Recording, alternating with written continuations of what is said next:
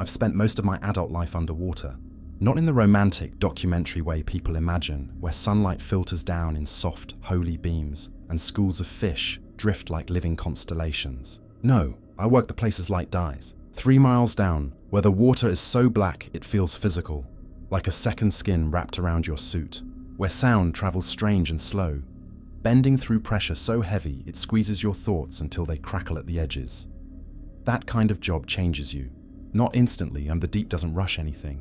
It erodes you the way the current erodes metal, shaving off tiny pieces until one day you notice you're lighter than you used to be. And not in a good way. I repair drone lines for a private marine surveying company. Long, thick data cables that run deep into the trenches, powering autonomous drones that map the ocean floor and record whatever moves down there. Those cables are more valuable to the company than any of us. We're replaceable. The lines aren't. My first encounter with the humming happened 7 years into the job. It was a maintenance run like any other. Line 7, mid-range depth, standard corrosion cleanup. I'd done it dozens of times. I remember thinking about what I'd eat when we surfaced. That's how routine it was. My mind was already above water before my body even descended. The capsule dropped smoothly, pressurizing in small hisses that made the metal walls tremble. I switched on my suit's diagnostics and listened to the soft beeping of systems warming up. Everything was normal, boring, predictable. Right until the humming started.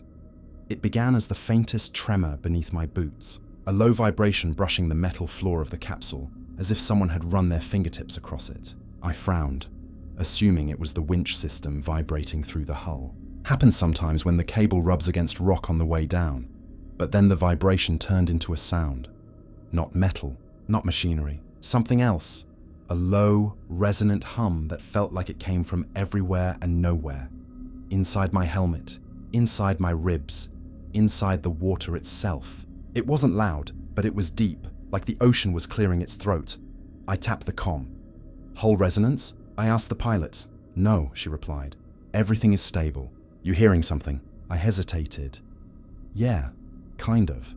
Describe it. I opened my mouth, and the humming stopped. Completely. Like it had been waiting for me to speak, and slipped away the moment I acknowledged it. You sure? The pilot asked after a few seconds. Forget it, I muttered. Probably just pressure shift. She didn't push. Pilots never do. They don't want to hear anything that suggests the deep is behaving in ways it shouldn't. The rest of the descent was quiet. Too quiet. Even the usual creaks and snaps of metal adjusting to pressure seemed muted, like the water had swallowed the sounds before they reached my ears. I should have written the incident off, but a part of me couldn't shake the sensation that the humming hadn't ended, that it had simply gone still, the way a predator freezes when you turn to look at it.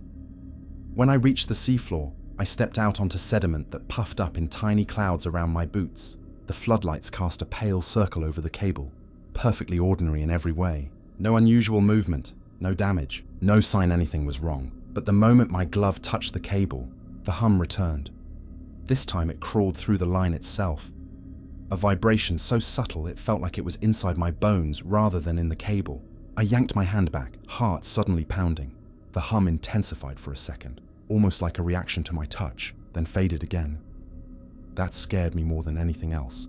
Not the sound, the intention. The way it rose and fell precisely with my movements. Bass, I said over the comm, forcing my voice steady. I'm picking up weird vibration patterns in line 7.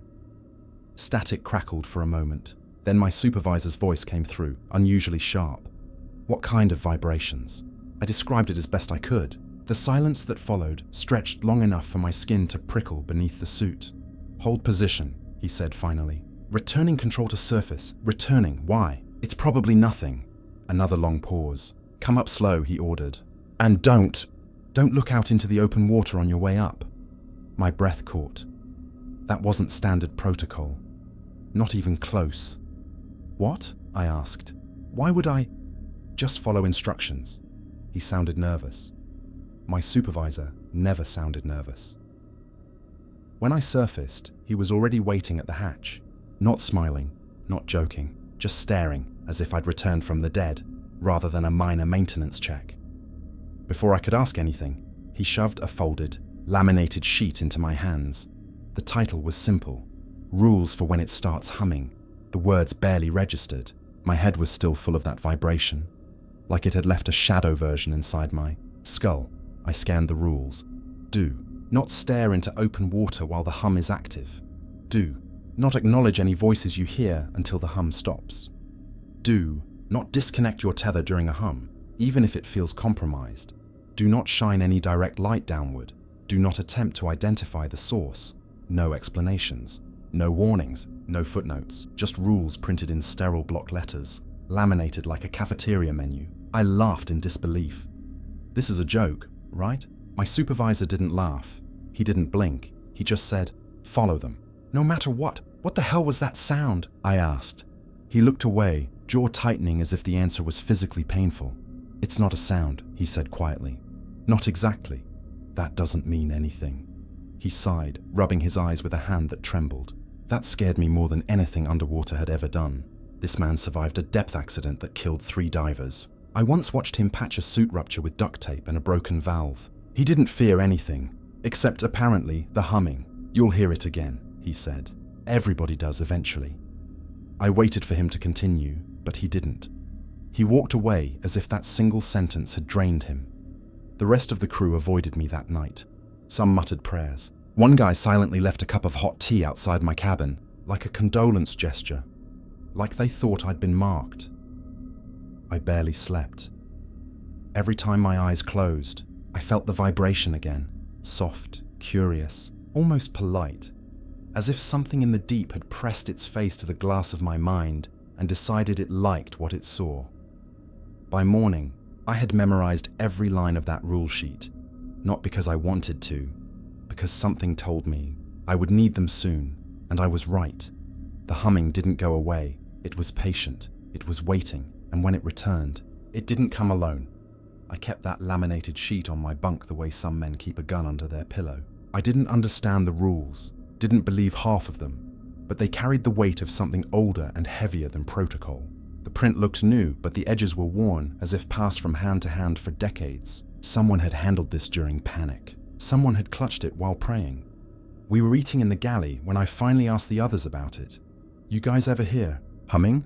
I said casually, trying not to sound like the sheet had been haunting me. Fawkes paused mid-air. Nobody answered. Not even a grunt or a joke. Just a slow, synchronized stillness, like a choir that forgot its lines. The older divers exchanged looks, those quiet glances men share when they've survived something together but refuse to speak of it. Finally, Martes cleared his throat. "You heard it, huh?" "Yeah," I admitted. "And my supervisor gave me those rules." A few men shifted uncomfortably. One pushed his plate away. Another muttered something under his breath that sounded like a prayer twisted into Spanish. Martes leaned forward. "Listen carefully," he said. "This is going to save your life." I braced myself.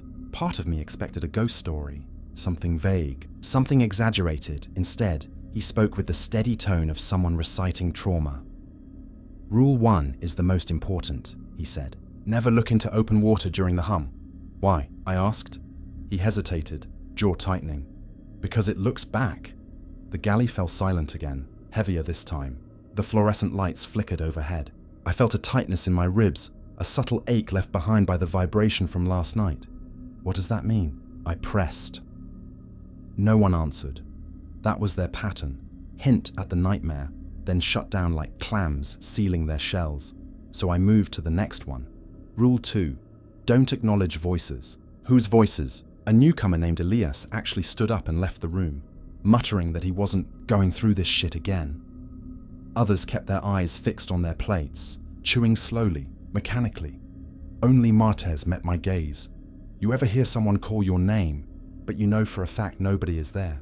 he asked. "Sure," I said. "Sleep paralysis stuff." He shook his head. "This isn't that. This is different. The hum changes the water. Sound travels wrong. Sometimes it carries echoes, but they're not echoes of us." I felt a chill slide down my spine.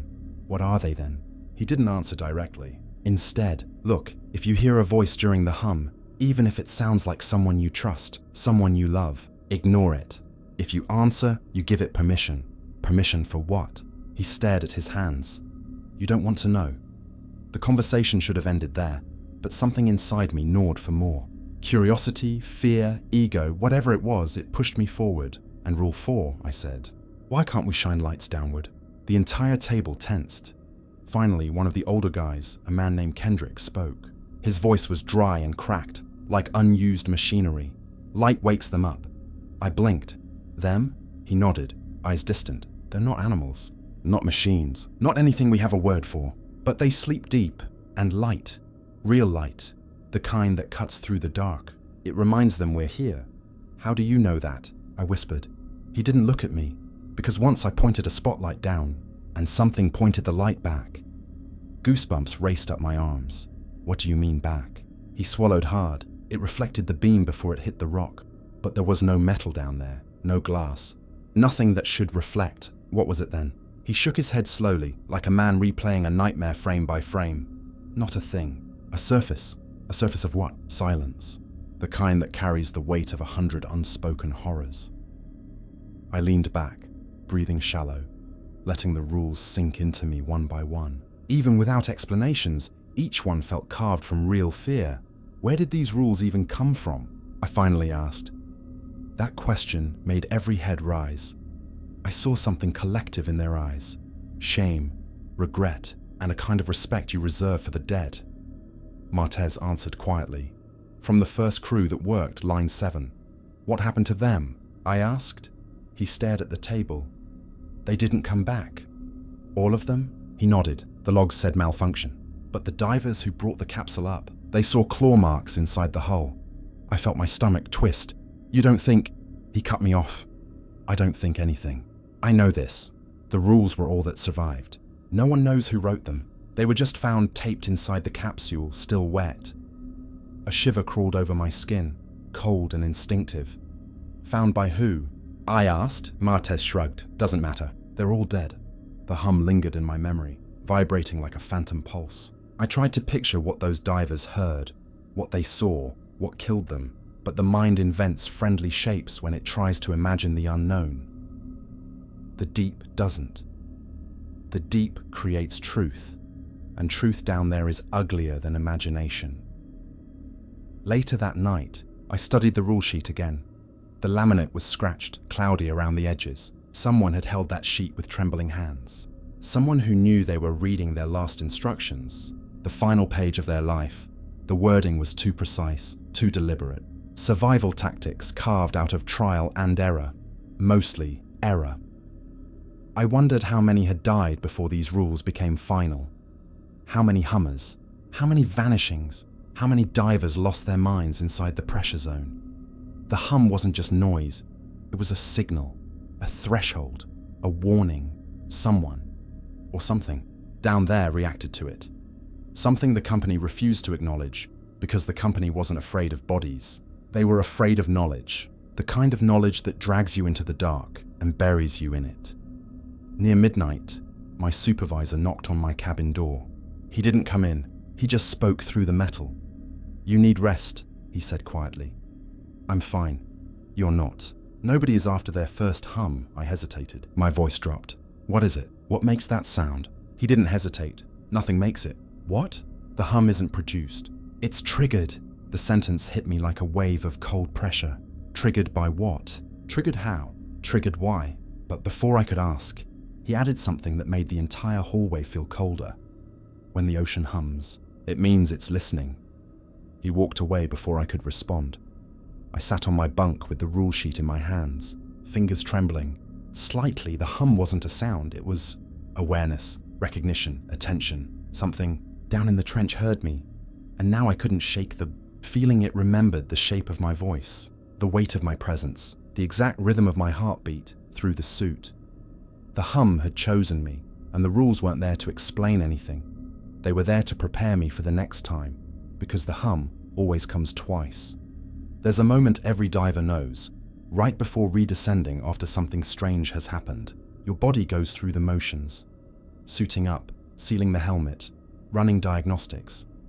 But your mind drifts somewhere darker. It wanders into the memories you didn't process the first time. It replays sounds you shouldn't have heard. It tries to define shapes you only caught glimpses of. The morning after the humming, my hands felt heavier inside my gloves. The air inside the suit smelled metallic, like blood diluted into steel. I tried to ignore the tension in the room as I climbed into the capsule. The crew didn't speak. Even the jokes died in their throats. Nobody wanted to acknowledge what I'd heard. Line 7 needed repairs, they said. That was the official reason. But I saw the truth in their eyes. They weren't sending me back because of the line. They were sending me back because the hum had chosen me. The capsule locked with a hiss, the hatch sealed. The pilot's voice crackled into my headset. Descent in 30 seconds. I stared at the laminated rule sheet taped to the interior wall. Rule 1 stared back at me like a threat. Do not look into open water during the hum. I forced myself to breathe. I tried to pretend this was just another shift, another descent, another routine check. It didn't work. When the capsule detached and gravity shifted beneath me, my stomach rolled. The machinery lowered me through the water with a slow, steady drop that felt nothing like falling, more like being swallowed. Light vanished almost immediately. The surface world dissolved behind thickening darkness, layer by layer, until the only glow came from the faint bulbs inside the cockpit. At 2,000 meters, the pressure was a steady grip around the hull, familiar, acceptable. At 4,000, the grip turned into a fist. The metal creaked around me, groaning under the weight of a world that wanted to crush me flat. I checked the pressure gauge again, even though I had just checked it. Numbers steady, safe. But the old divers always said the trenches had moods, and today the water felt tense, like it had tightened around me on purpose. The drone escort descended beside me, a small spherical surveillance machine outfitted with lights and cameras. It moved slower than usual, laggy, like it was struggling. Drone feed is jittery, I said over comms. Check connection, the pilot responded. Nothing wrong on our end. Might be interference. Interference at this depth meant two possibilities: seismic activity or something biological. I didn't ask which. The deeper we went, the heavier the water felt. Not physically, psychologically. There is a silence down there that doesn't just surround you, it presses inside you. A silence that feels aware. When the capsule reached the trench's upper shelf, the lights flickered. The floor appeared in the windows like a barren, dust-coated moonscape. Silt rolled in lazy spirals. Small, transparent creatures drifted past like jelly bags filled with dying starlight. And beneath them, emptiness. The trench. A vertical drop into night. The shape of it cut across the seafloor like someone took a blade and sliced open the earth. The blackness inside wasn't absence. It was presence, waiting, watching, breathing slow. Capsule landing, the pilot announced. We touched down with a soft thud. My chest tightened instantly, not from fear, but from the strange pressure headache I always got near trenches, usually mild. This time it pulsed deeper, tapping the back of my skull with a rhythm I recognized but didn't want to acknowledge. The hum had had the same rhythm. Radio check, the pilot said. Clear, I responded, though my voice felt distant. I stepped out of the capsule. The water enveloped me like a cold hand gripping my helmet. My boots sank slightly into the sediment, stirring a grey cloud that shimmered in the lights. The cable ran across the seabed like a vein carved through ash. It dipped toward the trench, disappearing into darkness. My job was to inspect a section 3 meters from the edge. 3 meters. Not far. Too far. Every instinct told me the same thing. Don't go close to the trench. Don't turn your back to it. Don't breathe like prey. But the job required it. My lights cut through the dark in narrow beams. The drone's lamps flickered strangely, stuttering in weak pulses like a heartbeat losing rhythm. Drone's having trouble stabilizing, I reported. It's fine, the pilot said. Continue repairs. The tone was tense, forced, like she was repeating instructions she didn't believe.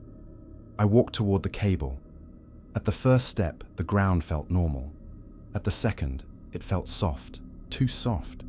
At the third, something shifted beneath the sediment. A slow ripple, as if a massive creature turned under a blanket of silt. I froze. My breathing grew louder inside the helmet until it felt like someone else was in there with me, inhaling in sync. Movement detected, the pilot asked. I didn't answer immediately. Then the ripple stopped. Probably just settling sediment, I lied. I knelt by the cable, checking for cracks or stress bends. Everything looked structurally sound, but when I placed my glove on it, the faintest vibration buzzed through my palm. Not dangerous, not mechanical. Familiar. The hum. Not audible this time. Internal. Like a memory vibrating inside the cable itself, and then something shifted behind me, just a small movement, just a change in the water's pressure. But it felt like a presence leaning closer, curiously, as if sensing my heartbeat. I didn't look. Rule 1 burned in my mind like a brand. I kept my eyes locked on the cable and forced my voice steady. Line 7 shows a mild vibration anomaly. Continuing inspection, the drone drifted sideways. Its camera lens pointed down into the trench as if something had tugged its attention. "Drone, reposition," the pilot commanded. It didn't respond. The drone tilted further, almost as if craning. Then its lights dimmed. Then its feed cut. Static filled my display. A cold pulse ran through the water behind me. Then everything stilled. I felt it in my bones, the way you feel a storm before the clouds form. Something enormous had shifted deeper inside the trench, not moving toward me, just adjusting itself, as if waking up. I kept working. I forced my hands to move. I refused to turn around, but the sensation grew stronger, a pressure pushing forward from the black abyss, like a massive shape drifting closer, but still hidden in the dark. A thought pressed into my mind, horrible and precise. You're not descending. You're being approached. My breathing turned shallow. The lights flickered again. The water grew colder. And then, under my boots, the seafloor trembled with a long, slow exhale. The hum had returned, not faint this time, not gentle, louder, clearer, almost intentional. A slow vibration crawling up the cable, through the rock, through my suit, through my spine. It wasn't coming from machinery. It wasn't coming from current. It wasn't coming from the trench walls. It was coming from beneath them. Something massive, something layered in the dark, something aware, listening, waiting, reacting. And the hum wasn't random. It was a rhythm, a pattern, a reply. Something below the trench had heard me last time, and now it was responding. The mistake was small, barely noticeable, the kind of thing that wouldn't matter anywhere else in the world except here. 3 miles down, where a single wrong angle, a single breath held too long, can mean your body folds into itself like soft metal. All I did was turn my helmet slightly. Not much, just enough to break the rule. Rule 1, never look into open water during the hum. I didn't realize the hum had started until it was too late. The vibration came first, a low, crawling tremor running beneath the seafloor, brushing through my boots and shivering up my legs. It felt almost like footsteps, but impossibly slow, impossibly heavy, as if something vast was dragging itself awake beneath the rock. Then I heard it, a soft, deep resonance sliding through the water, less a sound, more a pressure inside my skull. The exact tone that had followed me in my bunk last night, the exact rhythm that had pulsed through the cable. It was humming again, and my head turned toward the trench before I even realized my body had reacted. Just a little, just a fraction. Enough. The darkness responded instantly. A shape drifted past the far edge of my peripheral vision. Pale, smooth, bending the faint light in a way that made my breath catch. I jerked my head back toward the cable, heart pounding. Stupid, reckless. I knew better, but that split-second glimpse had already sunk its claws into my thoughts. The shape hadn't moved like a fish. It hadn't drifted like sediment. It traveled deliberately, parallel to the trench wall, as if pacing, as if measuring me, as if waiting for me to look again. Line technician status? The pilot's voice cut through the static. I swallowed hard. My throat felt dry, despite being surrounded by water dense enough to crush steel. Still working, I said, forcing my voice into something steady. My glove returned to the cable. It vibrated harder now, matching the hum, a deep, slow pulse, growing faster by the second. It felt like touching a living artery. "You're picking up elevated readings," the pilot said. "Is the line destabilizing?" No.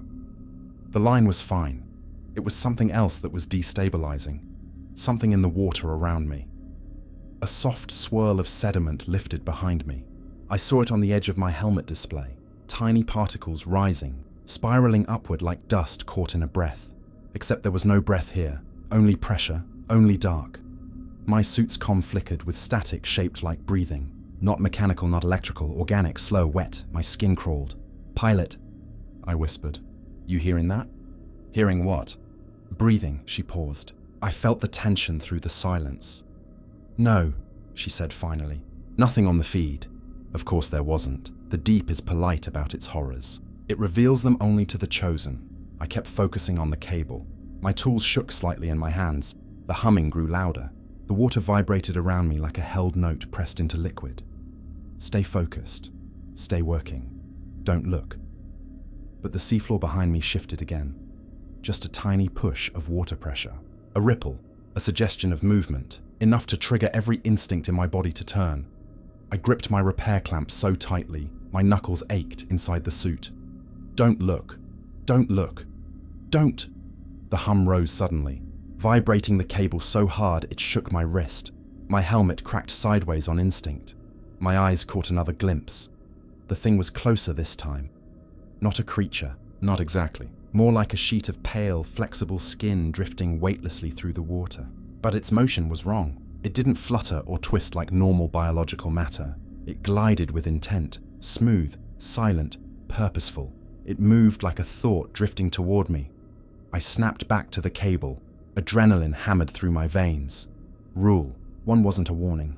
It was a survival command. The hum deepened. The cable trembled wildly under my touch. My drone, still offline, drifted in the water like a dead eye. I tried to continue the inspection, but my hand was shaking too much to hold the scanner steady. "Pilot?" I whispered. "Something's moving." "Define something." "I don't know." Pause. "Do not turn around," she said quietly. "Repeat. Do not turn around." My mouth went dry. "You see it?" "I see movement on your sonar," she replied, voice dropping to a whisper. "Multiple returns, all circling your position." Multiple. The hum grew louder. The pale shape I'd glimpsed wasn't alone.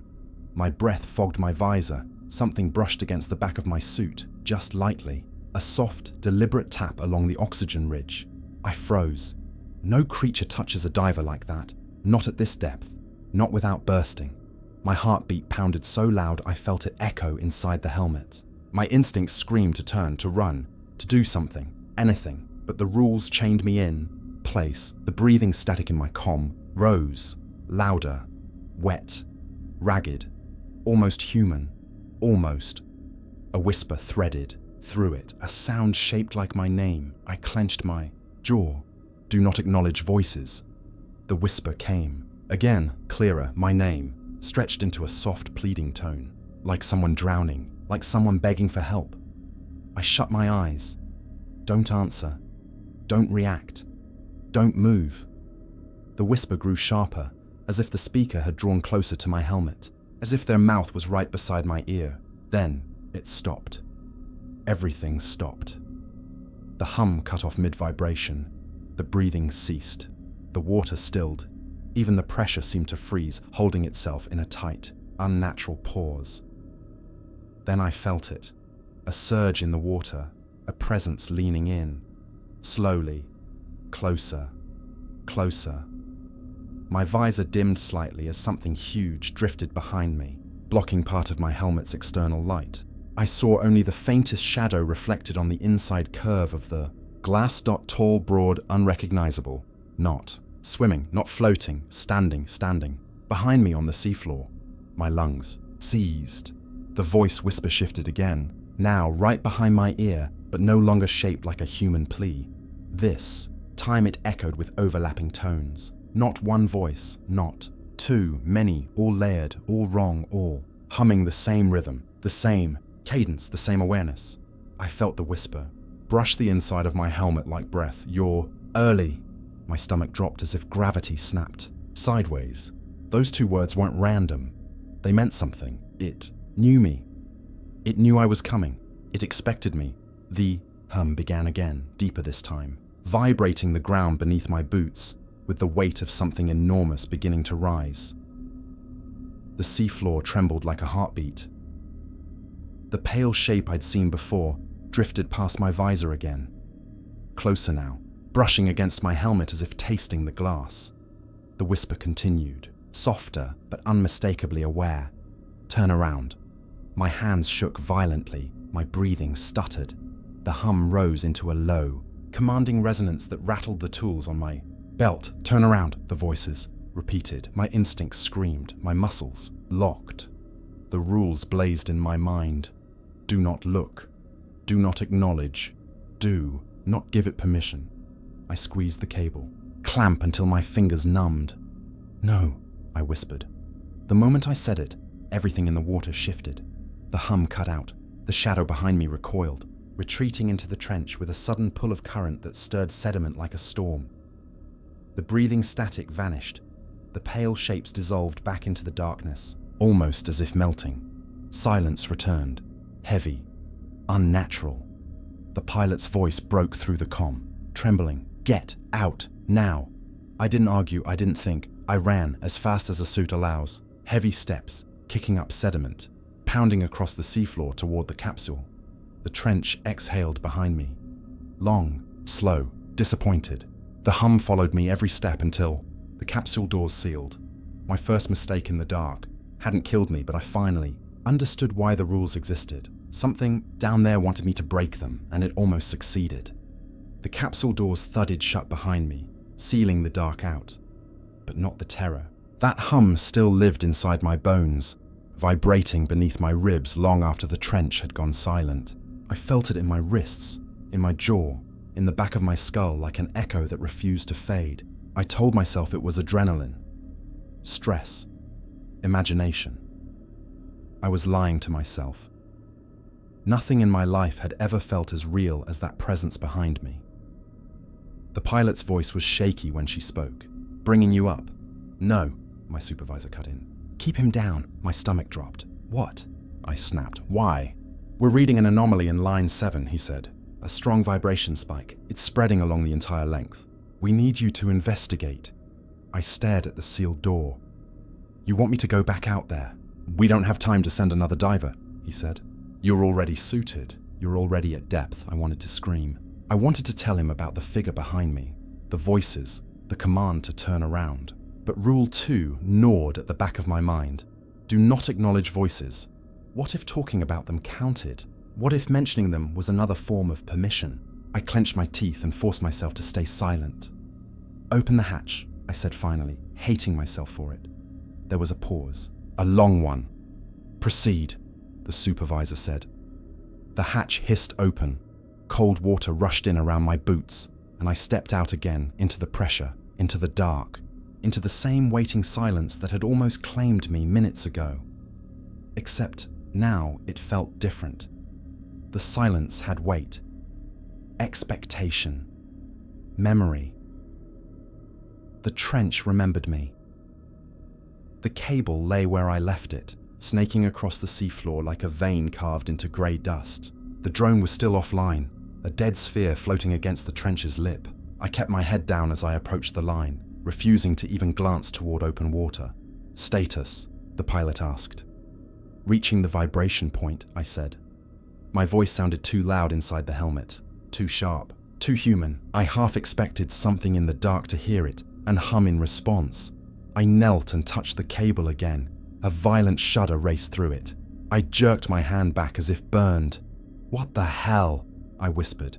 The cable moved, just slightly, just enough to feel alive. A slow ripple pulsed along its length, not following any current or pressure shift. Something deeper, something deliberate. The vibration rolled beneath my glove like a muscle twitching. "Base," I said, trying to mask the tremor in my voice. "The cable is reacting."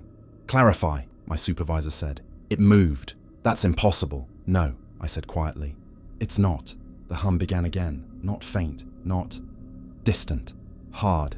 The cable pulsed, under my palm with the rhythm of the hum, rising and falling like breath. It wasn't just vibrating, it was answering. My lights flickered. Then came the shift. A deep current surged from the trench, swirling sediment upward in a slow spiral that glittered in the beam of my helmet light. The spiral didn't flow naturally. It tightened around me like a coil. "What's your visual?" the pilot asked. I couldn't describe it, because the spiral wasn't water. It was something pushing water, something huge, something stirring on the other side of the dark. Movement, I said. Deep, large, very large. How large? The supervisor asked. I didn't answer, because the word large felt insulting. This thing wasn't large, it was significant. The cable jerked hard, twisting under my glove like a trapped serpent. My boots slid on the seafloor. I grabbed the repair bracket to anchor myself as the vibration intensified until my fingers went numb inside the suit. Then the cable stopped moving, completely, frozen, like a line pulled tight. Something was holding it from below. Before I could process that, the comm crackled, static, then breathing again, soft, wet, too close. My heart leapt into my throat as a whisper threaded through the static. The same layered voice from before, shaped like my own name, but wrong in all the in-between spaces. I squeezed my eyes shut. Do not acknowledge, I muttered to myself. Do not acknowledge, do not acknowledge, but the whisper persisted. Gentle, coaxing, like someone tapping on a window, waiting for you to glance up. The cable vibrated again, but now the pulses were patterned. 3 slow beats. Stop. 2 short beats. Stop. 3 slow again, like a signal, like communication. Bass, I whispered. The vibration has a sequence. Repeat. 3 long, 2 short, 3 long. There was a stunned pause. That's the black signal. The words hit me like a shockwave. Black what? A transmission we've been detecting since last year, he said, voice tense. It's never been this strong, or this close to a human, so why didn't you tell the divers? Because it only activates when something down there is awake. My blood froze. The cable jerked. Again. Not violently. Not random. A tug. A pull, as if something below wanted my attention. My gaze drifted toward the trench. Instinctively. No.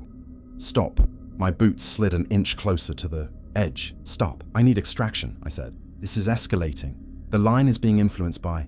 My sentence cut off. The cable lifted.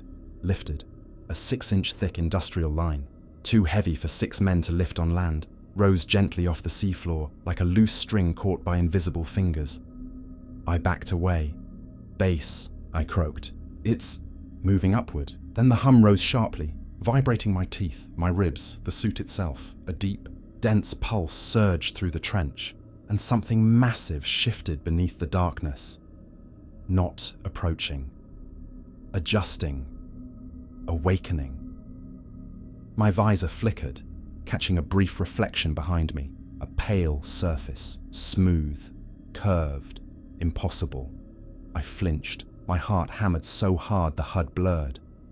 I felt the pressure of eyes, not physical, but focused, intent, studying me the way a biologist studies a specimen pinned beneath glass. Then, the hum softened, almost gentle.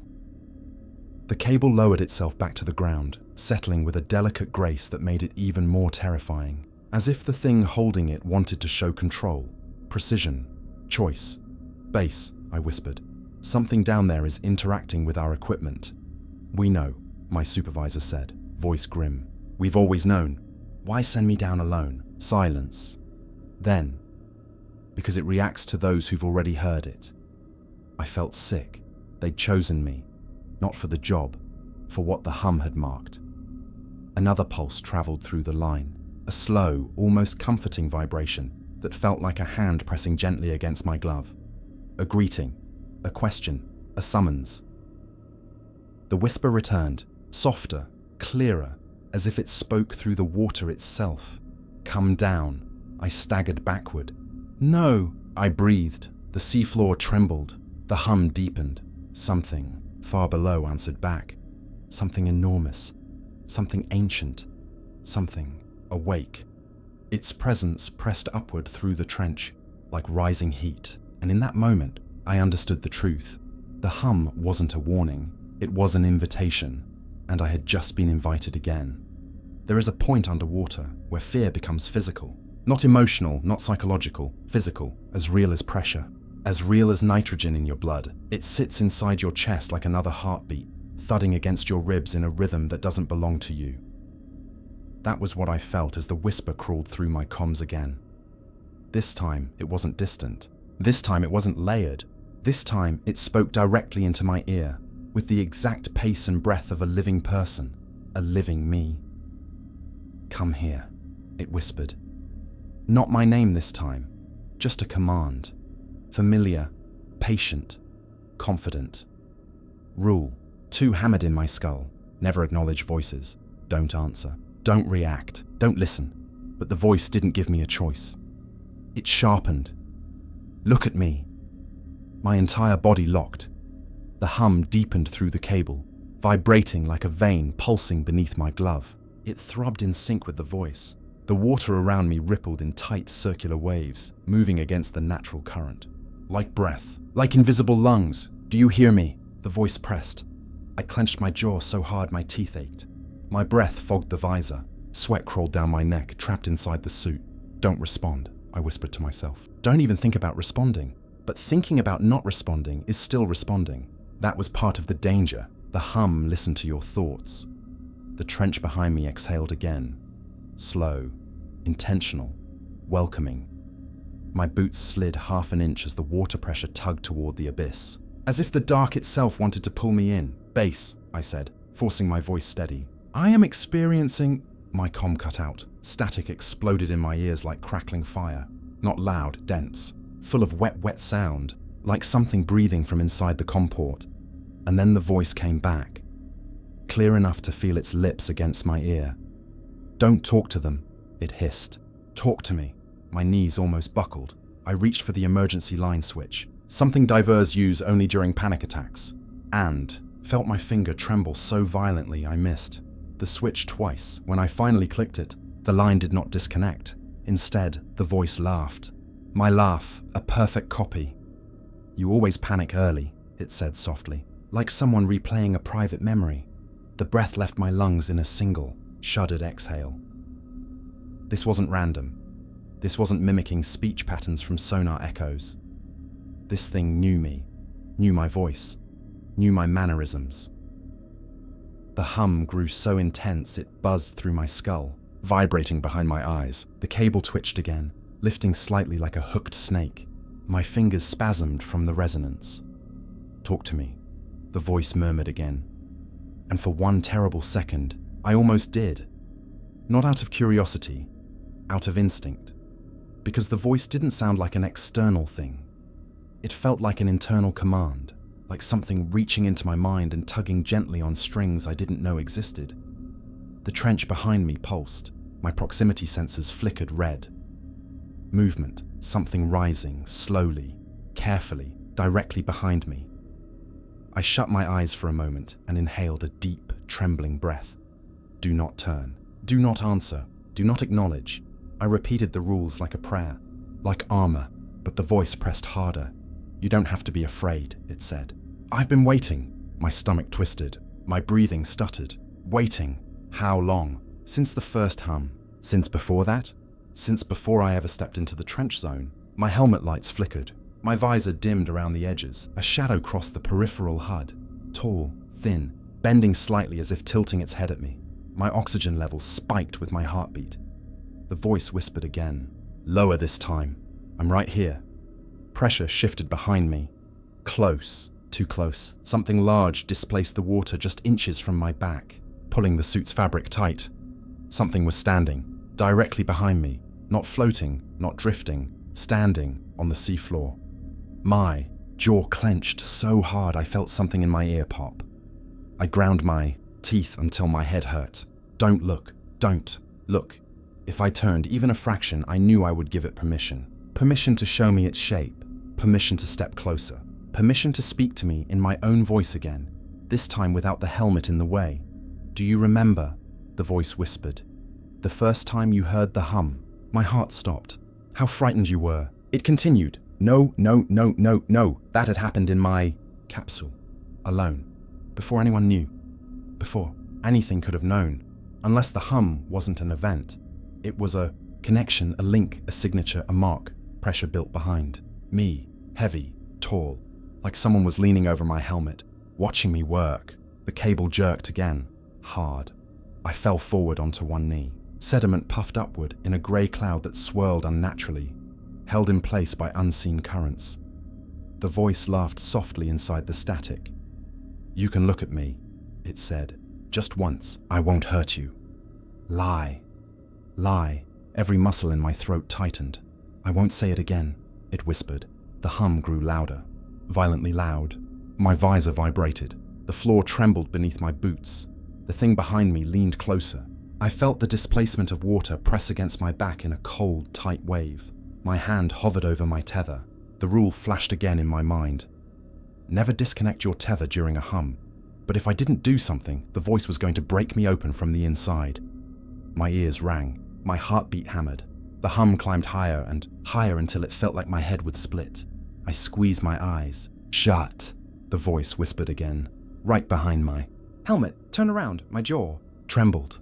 My throat constricted. My mind buckled, and I broke rule 2. I didn't answer in words, but my breath hitched audibly, and that was enough. Something cold, smooth, and impossibly soft brushed the back of my helmet like a fingertip.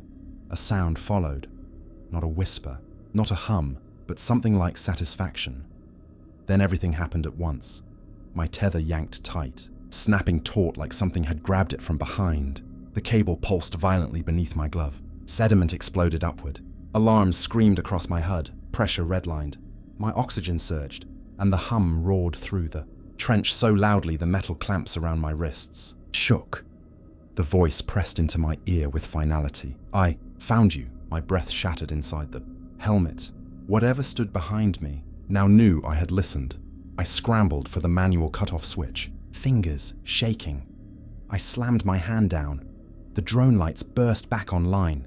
My visor cleared, and every alarm went silent at once. As the presence behind me vanished so quickly, the water felt hollow. The hum dropped into nothing. Silence returned, oppressive, dead, waiting. The pilot's voice finally broke through. "Diver, your vitals spiked." What happened? I couldn't speak. My throat felt bruised. My lungs struggled for air. I stared at the cable, trembling quietly against the seafloor, like something alive. And I realized the truth.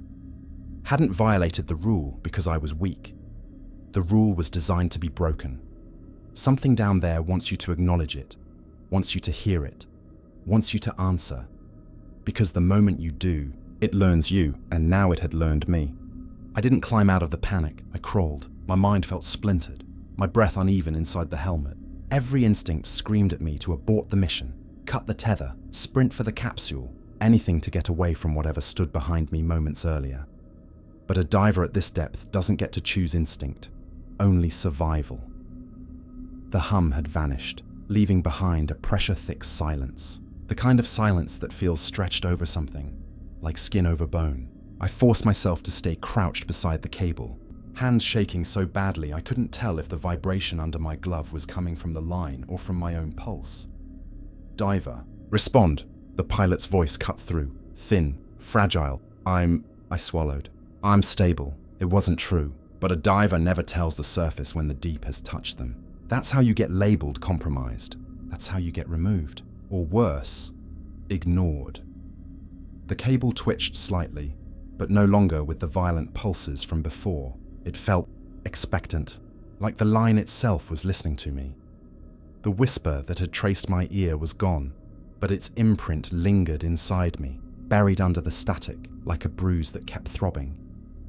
The trench behind me felt awake, like an eye that had opened, like something vast and patient had stirred in the dark. I didn't turn, not even an inch, but the sensors on my HUD flickered red again. Motion detected. That sinking feeling in my gut tightened. "Base," I said quietly. "I have continued anomalous movement behind me. How far?" my supervisor asked. I hesitated. "Close," I said. "Very close." Another pause. It was long. Too long. "Maintain forward focus," he said at last. "Do not engage." No reassurance. No instructions for escape. Nothing. Just, do not engage. He was more afraid than I was. A tremor rolled through the seafloor, soft and slow, the way a sleeper shifts under a blanket. It traveled outward through the sediment in waves, making the silt rise in clouds that shimmered in my lights. A low boom echoed from deep inside the trench. Not. Sound. Pressure. A physical pulse. It rattled the metal clamps on my arms and vibrated the cable so hard it slipped through my grip. What was that? I whispered. No answer. The boom came again, louder, closer. The trench was exhaling, not the way lungs exhale, but the way a cavern releases air when something huge moves inside it. My comm crackled. Static, then silence, then static again, and inside the static, a faint hum, not the normal hum, not the one that crawled under your bones. This was sharper, more rhythmic, more precise. It climbed in intensity like a held breath preparing to form words. My HUD blinked. Sonar. Contact detected. Depth. Unknown size. Error. Motion. Ascending, ascending, ascending. Whatever was below was rising. My throat tightened. Base, I whispered. I have something. Moving upward. How big? The pilot asked. I looked at the sonar return. A massive shape, larger than anything mechanical, larger than any biological mass ever recorded. My voice caught. The system can't calculate the size. No response. Only breathing on the other end. Not mine. Theirs. The hum grew into a layered tone that made the water around me vibrate in a perfect circle, expanding outward in rings that folded into the darkness. Then for a split second, the drone feed flickered back to life on my visor. Just for a moment. Just long enough to show something rising inside the trench. A surface, smooth, curved, reflective, like wet obsidian. Not flesh, not rock, not metal. Something else entirely. A structure. Something that wasn't meant to move but was moving anyway. Then the drone feed died again. My blood ran cold. Base. Are you seeing this? The supervisor couldn't hide the fear in his voice. We see partial returns. Maintain position. Maintain? I almost choked. That thing is rising. Silence. Then he said something that made every hair on my body rise. It does that sometimes. Sometimes.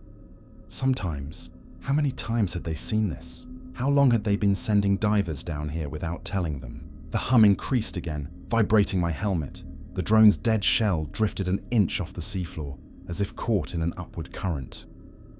The trench boomed, a long, deep resonance that shook my chest. Not random, not chaotic. A pattern, a call, direct, deliberate, alerted. It was looking for me. Me. My heartbeat thumped inside my ear, and the trench answered again. Boom, boom, boom, 3 pulses. A perfect echo of the black signal pattern I'd felt through the cable earlier. 3 long, 2 short, 3 long. This time, the pulses weren't traveling through the cable, they were traveling through the water, and then I realized something horrible. The trenches weren't echoing the cable. The cable was echoing the trenches. The black signal wasn't coming from us, it was coming from below, and we had been amplifying it, feeding it, sending it back. The hum reached a pitch that made me bite down hard, pressure driving into my skull. The sonar return surged upward. Something enormous was close. Too close. The water behind me shifted with a force that pushed the suit fabric tight against my spine. Not a current, not pressure change. Presence. It was right behind me again, closer than before, standing, waiting. My visor dimmed from the shadow passing behind me. My whole body shook. Base, I whispered, voice thin and breaking. The comm cut out again. Silence. Then the hum lowered, deepening into something almost like speech. Not words. A tone. A pressure. A vibration pressed into my bones. What I heard wasn't spoken. It was felt. A message. A recognition. A claim. You. The sensation crushed into my mind hard enough to make my vision blur. My breath hitched. My fingers spasmed. It wasn't a creature rising. It wasn't a shape. Approaching. It was awareness, focused and direct, searching for the one diver, stupid enough to listen to its whisper. Me. The boom came again, from deeper, heavier, resonant enough to shake sediment, off the trench walls, and then footsteps. Not actual footfalls. No creature at this depth should be able to walk, but the pressure, pulses in the water came one after another in rhythm, slow, heavy, forward. Each one matched the hum's beat. It was coming toward me, walking, a giant consciousness approaching from the dock, and all I could do was kneel beside a trembling cable and pretend I didn't feel the ocean choosing me. There's a kind of silence underwater that can break a man more easily than pressure or darkness. It isn't empty, it isn't calm, it's attentive, a silence that listens to you, mirrors you, anticipates you. That was the silence that wrapped around me now. The hum had faded into a deep, waiting vibration. The trench behind me felt like a throat holding its breath. The cable beneath my glove trembled in soft, intermittent pulses. The sequence again. 3 long. 2 short. 3 long. The black signal. Only now, the pulses weren't just passing through the cable. They were grounding into me. I could feel them in the meat of my palms, in the slow beat of my heart, in the involuntary twitch of my fingers. The pattern burrowed into my senses like a second pulse trying to sync with my own. Bass, I said, trying to steady my voice. The pattern is back. Static answered me. Then a faint crackle. The pilot's whispering tone, trembling, barely audible. We see it too. Where is it coming from? I asked. A pause, then, not from our end, not machinery, not interference, not drone signals bouncing off trench walls. Something down in that abyss was generating a transmission. Diver, the supervisor cut in suddenly. Listen to me carefully. You need to locate the source. My chest tightened. You want me to do what? Find the strongest point of vibration along the cable and document it. Document? I just had something whisper in my ear. Silence. Then, as if begrudgingly, we know. He said it like a confession, like an ugly truth that wasn't supposed to reach me. Anger flickered through me, quickly drowned by terror. What aren't you telling me? A long exhale through the comm. Finally, that pattern, the black signal, isn't random. It started last year, weak, intermittent. But every time it appears, something moves in the trench. My skin prickled inside the suit. And you think that same thing is active now? Not active, he whispered. Awake.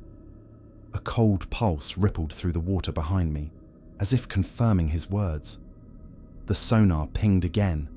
Red, red, red. Motion. Multiple ascending returns. My stomach dropped. Bass. There are more than one. Stay focused on the line. The calm in his voice wasn't calm. It was resignation, like a man watching someone from behind glass. Knowing he can't intervene, I swallowed hard and pressed my glove to the cable. Again. The vibrations intensified instantly, rising, sharply in a crescendo that rattled my wrist clamps. The pattern shifted, not 3 long, 2 short anymore, something new, something faster, a rapid-fire tremor that ran the length of the line. It buzzed through my bones. What is it doing? I whispered. Transmitting, the pilot answered softly. Transmitting what? A brief static burst. The supervisor's voice dipped into a grave seriousness I had never heard from him. A response. Response to what? To us. The cable jerked suddenly, not violently, precisely. A clean snap of motion, like a puppet string pulled by an expert hand. The motion followed the exact rhythm of the rapid pulses. My glove slid along the rubberized insulation, the vibration making my arm twitch involuntarily. Diver! Maintain grip, the supervisor ordered. Something's controlling it. I snapped. We know. How are you all so calm about this? We're not calm, he said quietly. We're trained. The black pulse surged again, stronger, longer, so intense I felt it in my jawbone. The trench answered. A deep resonant boom rolled upward, so massive it made the water pressure dip for a split second. My HUD blinked yellow. My lights fluttered. Another boom followed. Then a third. The pattern, 3 long. 2 short. 3 long. But these weren't mechanical pulses. They were seismic, planetary. Something enormous deep below was sending the pattern back, not through the cable, but through the ocean itself, using the trench floor as a diaphragm. A voice, my breath hitched. Bass, I whispered. This thing, it's communicating. We believe so. You believe? And you sent me down here with rules printed on a laminate sheet. No answer. The hum rose. Louder. The cable began to lift again, slowly, but with the weight of something pulling from deep under the earth. The sediment around it lifted in plumes. The trench's lip crumbled slightly inward. Something below tugged the line, not randomly, not violently, With purpose. Base, the line is moving. It's being pulled. Document it, the supervisor repeated. Document? It's going to drag me into the trench. If you follow the tether protocol. No protocol covers being yanked into a living abyss. Silence again. Then the sound returned. Not voices. Not breathing. Not the hum. Something worse. A layered clicking sound. Like a chorus of teeth tapping underwater. It skittered around me, bouncing off my helmet. The sound grew louder behind me, like dozens of throats opening in sync. A second pattern. A secondary black signal. The HUD flickered violently. Sensors spiking. Sonar looping errors. Depth. Corrupted mass. Corrupted distance. Unknown, my stomach twisted. Something was interfering with the instruments. Something intelligent. The clicking turned into a vibrating trill. Then, it stopped. Silence. The cable froze mid-pulse. The trench quieted. Everything waited. Even the water. Diver, the supervisor whispered, voice tight. Shine your light downward. My blood turned to ice. No, I said instantly. That's Rule 4. We need to see what's interacting with the line. Rule 4 exists because something reacts to the light, and we need that. Reaction.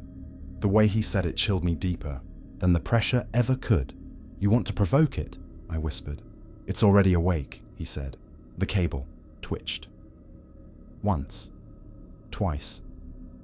Then slowly began to descend, like a lure being lowered into a predator's mouth. My breathing turned sharp. You're asking me to break every rule at once. We're asking you, he said, each word slow, to give us visual confirmation. I could die. You might die anyway. A cold tremor rolled behind me. Something immense shifted in the trench. I didn't want to do it. I wanted to run. I wanted to climb back into the capsule and scream for the pilot to take me up. I wanted to pretend I had never heard the hum. But the cable lurched again, and the black signal pulsed so hard my teeth vibrated.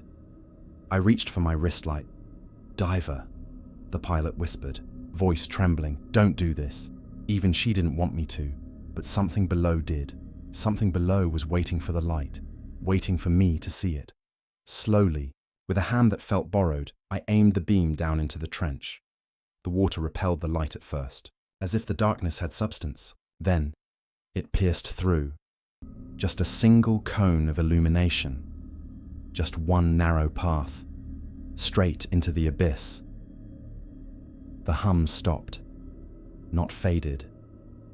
Stopped, cut off like a throat tightening shut.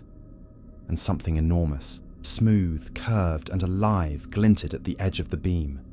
Something waiting, something ancient, something rising, something responding not to our technology, but to me. Light behaves differently in the deep. It shouldn't reach farther than a few meters. It shouldn't cut through black water like a knife. It shouldn't reveal anything clearly. Just silhouettes, dust clouds, drifting particles. But when my beam pierced the trench, the darkness didn't scatter. It recoiled. It peeled away, as if light wasn't illuminating the trench. It was exposing it. My hand shook so badly the beam trembled like a nervous pulse. Sediment danced in the glow, spiraling upward in soft grey ribbons, rising from something I hadn't yet seen. Something just beyond the drop. Diver, the supervisor whispered through gritted teeth. What do you see? I didn't answer. I couldn't, because the thing below me wasn't a creature, and it wasn't the sea floor. Just below the edge of the trench, half buried under layers of silt and time, something smooth began to reveal itself, a surface, vast, curved, perfect. My light slid across it like it was glass, but it wasn't glass. Glass doesn't bend the beam like that. It doesn't swallow parts of the reflection and stretch others. This surface wasn't reflecting the light. It was reading it. The dome. A massive spherical structure embedded in the trench wall, larger than any submarine, larger than any undersea installation, larger than anything humans had ever put underwater. My breath caught. The dome wasn't static. It pulsed faintly, a rhythmic glow beneath the surface. Soft, organic, like a heart beating under a layer of translucent skin. The black signal pattern throbbed inside the dome's glow. Perfect sync. Perfect response. My pilot's voice crackled in terror. Is that a biological mass? No, the supervisor said instantly. Not biological. How can you be sure? Because we've been tracking it for months. A chill shot down my spine. You've seen this before, I whispered. Keep describing what you see. Answer me, I snapped. The silence that followed was worse than any scream. All previous attempts were inconclusive, he said finally. What does that mean? Diver, just document it. My light drifted lower. The dome curved deeper into the trench, disappearing beneath darkness that even my beam couldn't penetrate. It wasn't fully exposed, as if it had been asleep under the seafloor for centuries, only now stirring awake. Something ancient, something aware. A faint shimmer passed across the dome's surface, like ripples spreading across black water. Not caused by my light, not caused by current.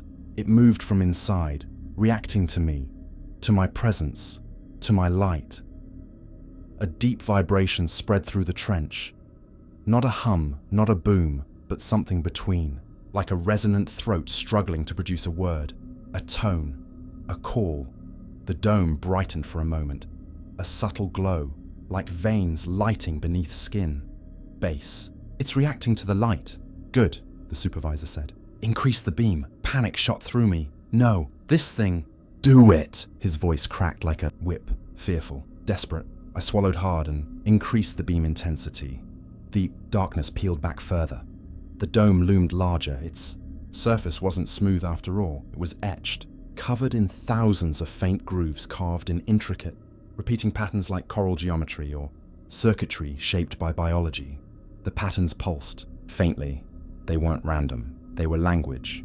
And the dome was speaking. The black signal vibrated through. My bones again, 3 long. 2 short, 3 long. The trench answered with the same seismic pulse. My visor shook, my stomach dropped. Then, the dome's glow flickered into a different sequence. Short, sharp pulses radiating outwards in perfect symmetry. My HUD glitched violently. Numbers flickered. Depth readings scrambled. Pressure monitors looped. Base, I whispered. The dome is emitting a signal. A data structure. Silence. Then, diver, the supervisor said. Disconnect it. What? You need to break the transmission point. You want me to touch this thing? No, the signal is riding along the cable. Follow the pulse. Cut the segment at its brightest point. My eyes darted across the dome. Bright points shimmered, in clusters. Little starburst nodes aligned, perfectly with the cable's path. But to get close enough to cut them, I'd have to lean over the trench. I'd have to get closer to the dome, and every instinct inside me screamed that the dome wanted exactly that. The hum returned suddenly, not from the dome, not from the water, not from the trench, from me inside my helmet, a vibration under my skin. No, not under, through, inside. Like the hum was resonating my organs, matching itself to my heartbeat. My breath quickened. Bass, something's wrong. It's resonating with me. That's why you need to cut the segment. You don't understand, I said through clenched teeth. It's sinking with me. Then the worst thing so far happened. My heart skipped, once, then again. The dome glowed with each skip, like it could feel my pulse, like it recognized it, like it was learning it. A faint tremor rippled across the dome's surface, bending inward toward me as if pressing closer. Then, the black signal changed. Instead of 3 long, 2 short, 3 long, it pulsed with my exact heartbeat. Thump, thump, thump, thump. Perfect mimicry, perfect sync, bass, I whispered, stunned. It's copying my heart. That's why you need to disrupt it, the supervisor insisted. No, I whispered, almost in disbelief. It's not just copying, it's calibrating. The trench trembled again, soft, pulsed, in the same rhythm. Diver, the pilot whispered, voice breaking. We have movement, below the dome. My blood froze. Below. Deeper. Something underneath the dome was awakening. The dome's glow stretched downward, revealing shadows moving behind the translucent interior. Something enormous stirred beneath it like a sleeper. Turning in bed, the water pressure around me tightened. My legs trembled. Something inside the trench rose. Slightly. Huge. Dark. Layered. Shifting. I took an involuntary step back. The trench answered with a sudden pull of current, sucking sediment into the abyss. The dome brightened in response. "Diver," the supervisor snapped. Hold position, cut that line. "No," I whispered. The dome pulsed. The trench inhaled. My tether groaned, and a presence pressed upward from the dark. An intelligence that had finally located me by my heartbeat. The dome flickered once more, whispering a message through vibration instead of words. Not sound, a feeling, a recognition, a signal meant only for me. Found. The moment the dome recognized me, the ocean changed. Not gradually, not subtly, instantly. Pressure shifted around my body like a giant invisible hand adjusting its grip. The water tightened, vibrating with a kind of awareness that felt impossible, like the entire trench had leaned closer. The dome pulsed again, not in rhythm with the black signal, not in rhythm with the seismic booms, in rhythm with my heartbeat. Thump, glow, thump, glow. Each pulse brightened the dome's veins. Faint, web-like lines etched beneath its surface until they looked like bioluminescent arteries. Something behind the dome stirred again. The seafloor beneath me trembled. Just a mild shift at first, the kind you chalk up to settling sediment. Then it came again, harder, rolling through the ground under my boots like a deep pulse from something massive turning beneath the crust. "Base," I whispered. "The entire trench is shifting. Describe it." I swallowed hard, breathing. The words terrified me even more once they left my mouth, because it wasn't an exaggeration. The trench walls expanded slightly with each pulse. The silt billowed up in soft grey clouds. The water temperature dropped so quickly my fingers went numb inside the gloves. The dome brightened. The black signal returned, but now it wasn't vibrating. Through the cable, it was vibrating through the water. High-frequency pulses rippling outward in concentric circles, pushing silt aside in perfect rings. I watched the seafloor flatten momentarily under the force, like dust being blown off a buried surface. My gut twisted. The dome wasn't just glowing, it was activating. "Diver," the supervisor said, his voice thin and strained. "Listen to me carefully. You need to sever the line, immediately." I laughed, a shaky, hysterical sound. "You told me to follow the signal. That was before the activation sequence." "Activation?" My voice cracked. "You knew this could activate!" "We weren't sure," he whispered. I stopped breathing for a moment. "You weren't sure," I repeated, voice hollow. "And you sent me down anyway." "It wasn't supposed to be you," he replied. "The hum chose you. We just followed protocol." Protocol. That word slammed into me like a pressure wave. They hadn't sent me because I was trained, or capable, or expendable. They sent me because something in the trench had marked me. The dome pulsed faster now. Its inner patterns shifted, forming new shapes, spirals tightening into geometric forms, the kind no human mind was built to understand. Each shape flickered too quickly to process, imprinting on my vision like symbols drawn across my retina. My skull throbbed. My chest tightened. The dome echoed my heartbeat again. Faster, sharper, like it was pushing my pulse to change. I felt my heart stutter, sinking with it involuntarily. "No!" I gasped. "Stop, stop." A deep boom rose from below. Not from the dome, from beneath it. The seafloor directly under the dome dropped suddenly, like a platform giving way. A whirl of silt shot upward, spiraling around the dome like a storm forming underwater. "Oh my God," the pilot whispered. "It's opening." My heart seized. Opening. The dome wasn't the creature. The dome wasn't the intelligence. The dome was the shell. And the thing beneath, it was waking up. The ground under my feet sloped downward. Not much, just a few inches, but enough to make my stomach roll. I staggered, boots sliding on shifting sediment. The dome's surface cracked. A thin line of light split across its curve, not like a fracture, but like a lid opening. "Base," I choked. "The dome is splitting. You need to move," the pilot screamed. Finally, fear in her voice. Finally! Someone panicking. But the supervisor barked over her, voice sharp and ugly. "Stay where you are!" I froze. "What?" "Do not retreat!" "We need visual..." Another pressure boom shook the trench. cutting him off mid-sentence.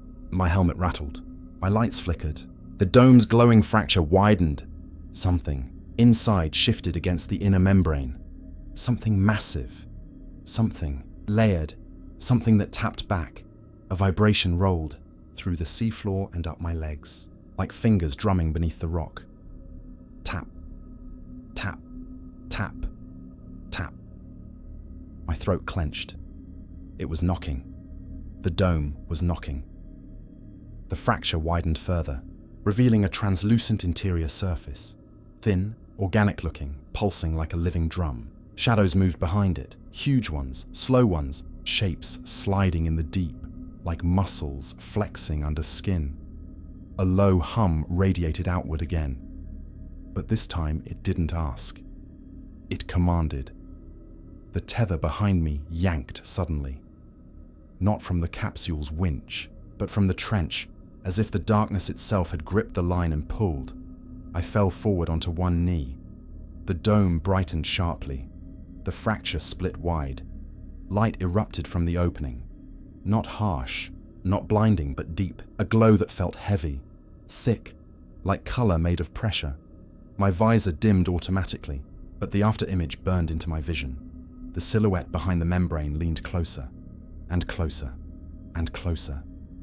Something scraped the inner surface of the dome, a long, deliberate drag of weight against the translucent barrier.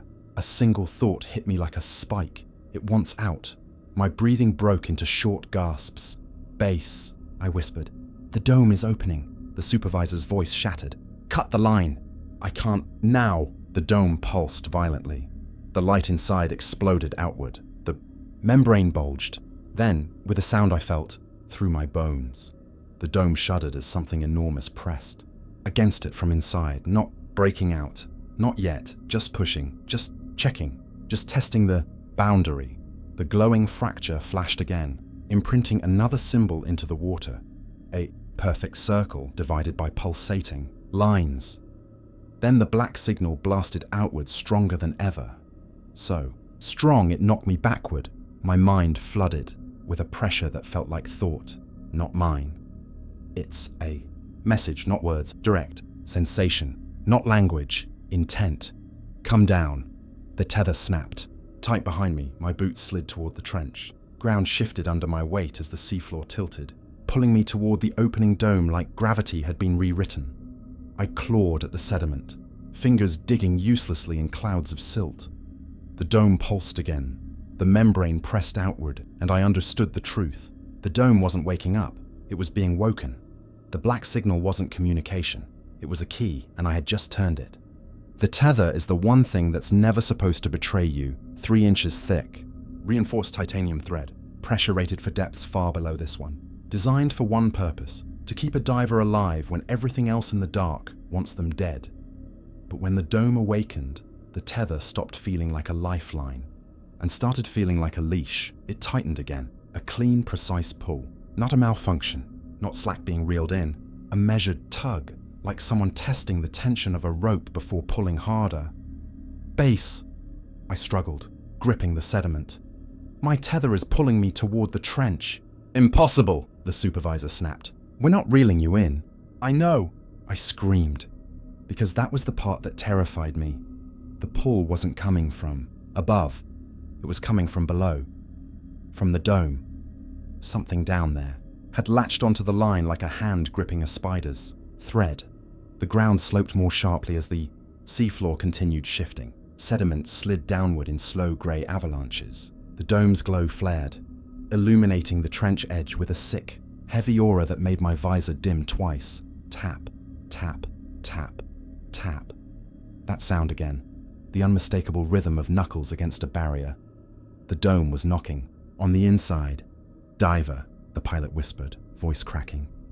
"Your tether is showing tension spikes. This isn't mechanical. Something external is pulling." "No shit!" Then the supervisor again. But his tone had changed, no longer controlling, no longer confident. Now it sounded like a man seeing something he'd prayed would never happen. "Diver," he said quietly. "Do not disconnect." I froze. "What?" "Whatever you do," he said, each word strained, "do not cut your tether." but it's dragging me into the trench. That's why you must not disconnect. His breathing shook through the mic. It wants you separated. The water around me trembled. The tether tightened again, harder, dragging my boots across the silt like I weighed nothing. I can't hold, I shouted. Anchor yourself. I stabbed my glove into the sediment, claws scraping rock underneath. My legs strained, muscles burning inside the pressure suit. The dome pulsed again, brighter, as if reacting to my struggle. The membrane bulged outward, stretching like skin under pressure. A massive silhouette shifted behind it. Not a creature, not a person. Something else, something layered in segments, something that moved like a single body but had too many parts. It pressed against the membrane, and the membrane bowed outward, closer to me. Base, I gasped. It's pushing through. Do you see the fracture widening? The supervisor asked sharply. No, because suddenly, I could only see the tether tension rising on my HUD. Tension, 81%. Tension, 86%. Tension, 92% then. Tension, 100%. The tether should have snapped. Any normal cable would have exploded under that pressure. But instead, it held. And that terrified me the most, because it didn't hold like material under stress. It held like something on the other end adjusted its strength to match mine, like it knew exactly how hard to pull without breaking the line. Base, I whispered, voice numb. It's controlling the tether. The supervisor didn't answer. The pilot didn't breathe. Another tug. Harder. My boots lifted off the seafloor, only for a second, but long enough to feel weightless, long enough to realize the trench was pulling me down like a mouth swallowing. No, I kicked, flailing, boots catching the edge of a rock. My knee slammed into the seafloor hard. Pain shot up my thigh. The tether loosened again, not slack, testing. Like it was learning the limits of my movement, like it was adjusting its grip. Tap, tap, tap, tap. The knocking continued, faster. Now, impatient, growing. The dome glowed like a beating heart. Diver, the pilot whispered shakily. Your vitals are... Her voice cut out. My comm filled with a deep pressure buzz, not static, not sound, a vibration, a pulse syncing with my heartbeat. The dome responded. It pulsed brighter. The tether tightened again. Then, something worse happened. My body jerked involuntarily. A twitch in my wrist, my shoulder, my spine. A small, sharp spasm like an electric jolt. My HUD glitched. Neural feedback detected. What? I gasped. Base, I'm getting neural feedback. Through the tether. The supervisor's voice returned, thin and trembling. That's not possible. Well, it's happening. Another tug. My foot lifted. Another. My legs scrambled for purchase. My breathing turned rapid. And then, a second tether line appeared on my HUD. My heart slammed into my throat. What is that? I breathed. False reading, the supervisor lied too quickly. No, that's impossible. It's showing another connection point. Disregard it, I swallowed. It's showing me. Silence. The tether wasn't pulling randomly. It wasn't dragging. It wasn't malfunctioning. It was mapping me. The second tether signal flickered into a shape. A faint outline, identical to my suit silhouette. It twitched when I twitched, jerked when I jerked, moved in perfect sync. Base. My voice dropped into a whisper. It's copying my movements. No, the supervisor whispered. It's syncing to your signature. Another yank. The dome glowed violently, and from behind the membrane, something enormous and humanoid pressed both hands. Too many fingers. Too long. Onto the inside of the dome wall. Shadow leaned closer to the membrane. Then, something inside the trench answered in a deep resonant thump. Boom. The membrane quivered. Boom. The tether pulled again. Boom. The membrane stretched thin, almost transparent. A shape moved behind it. Tall. Slender. Wrong. With a head shaped like mine. My blood froze. The shadow behind the membrane tilted its head with the exact motion I use when thinking under stress. Base, I choked. There's something in the dome. It's... But before I could finish, my tether jerked so violently that my boots left the ground completely. I floated for half a second, suspended. Then the pull stopped, mid-air. held. There, perfectly suspended in a straight line toward the dome. Like a puppet stopped, mid-motion, by the one pulling the strings. My entire body trembled. The membrane bulged outward, closer, closer, closer, a hand-shaped shadow pressed to the inside. The replicated tether silhouette on my HUD extended the same hand. My breath hitched, and then it knocked. Not on the dome, on my tether. A soft, polite, rhythmic tapping. Tap, tap, tap, tap.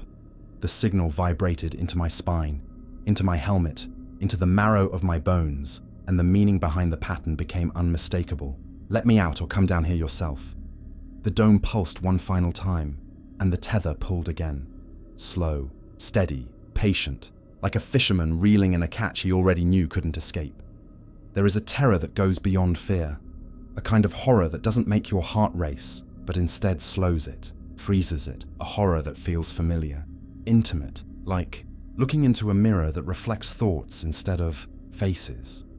That's what I felt when the membrane finally bulged outward far enough for the shape behind it to press close.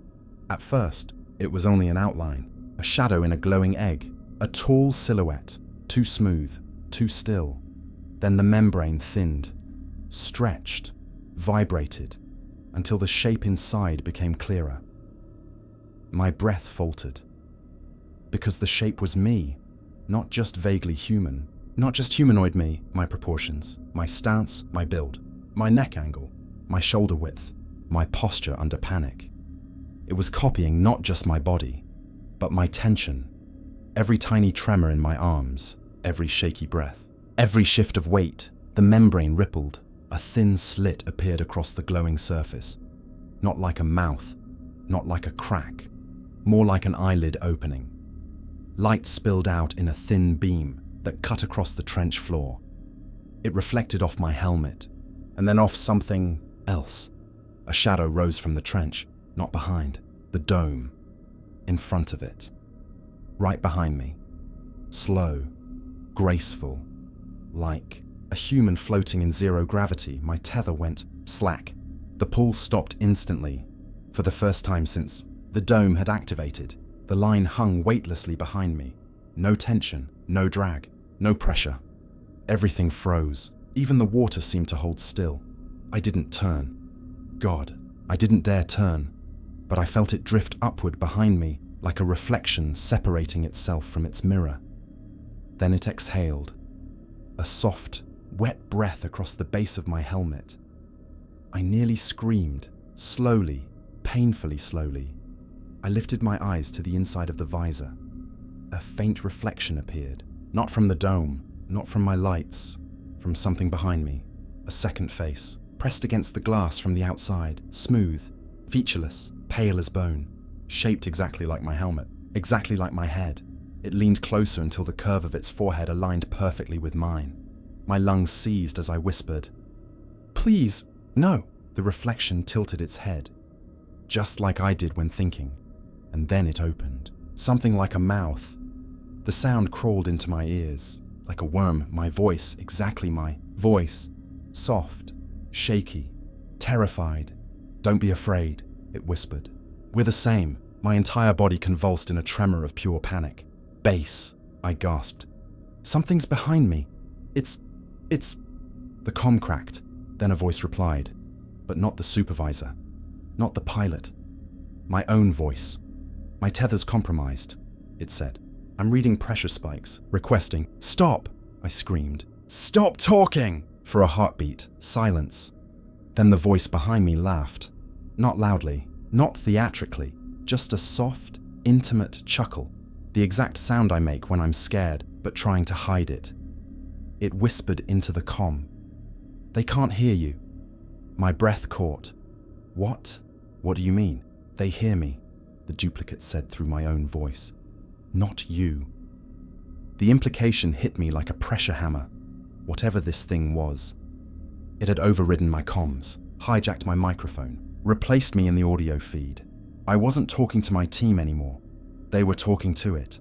Then the pilot's voice answered, "Copy, stabilize the tether. Confirm your vitals again."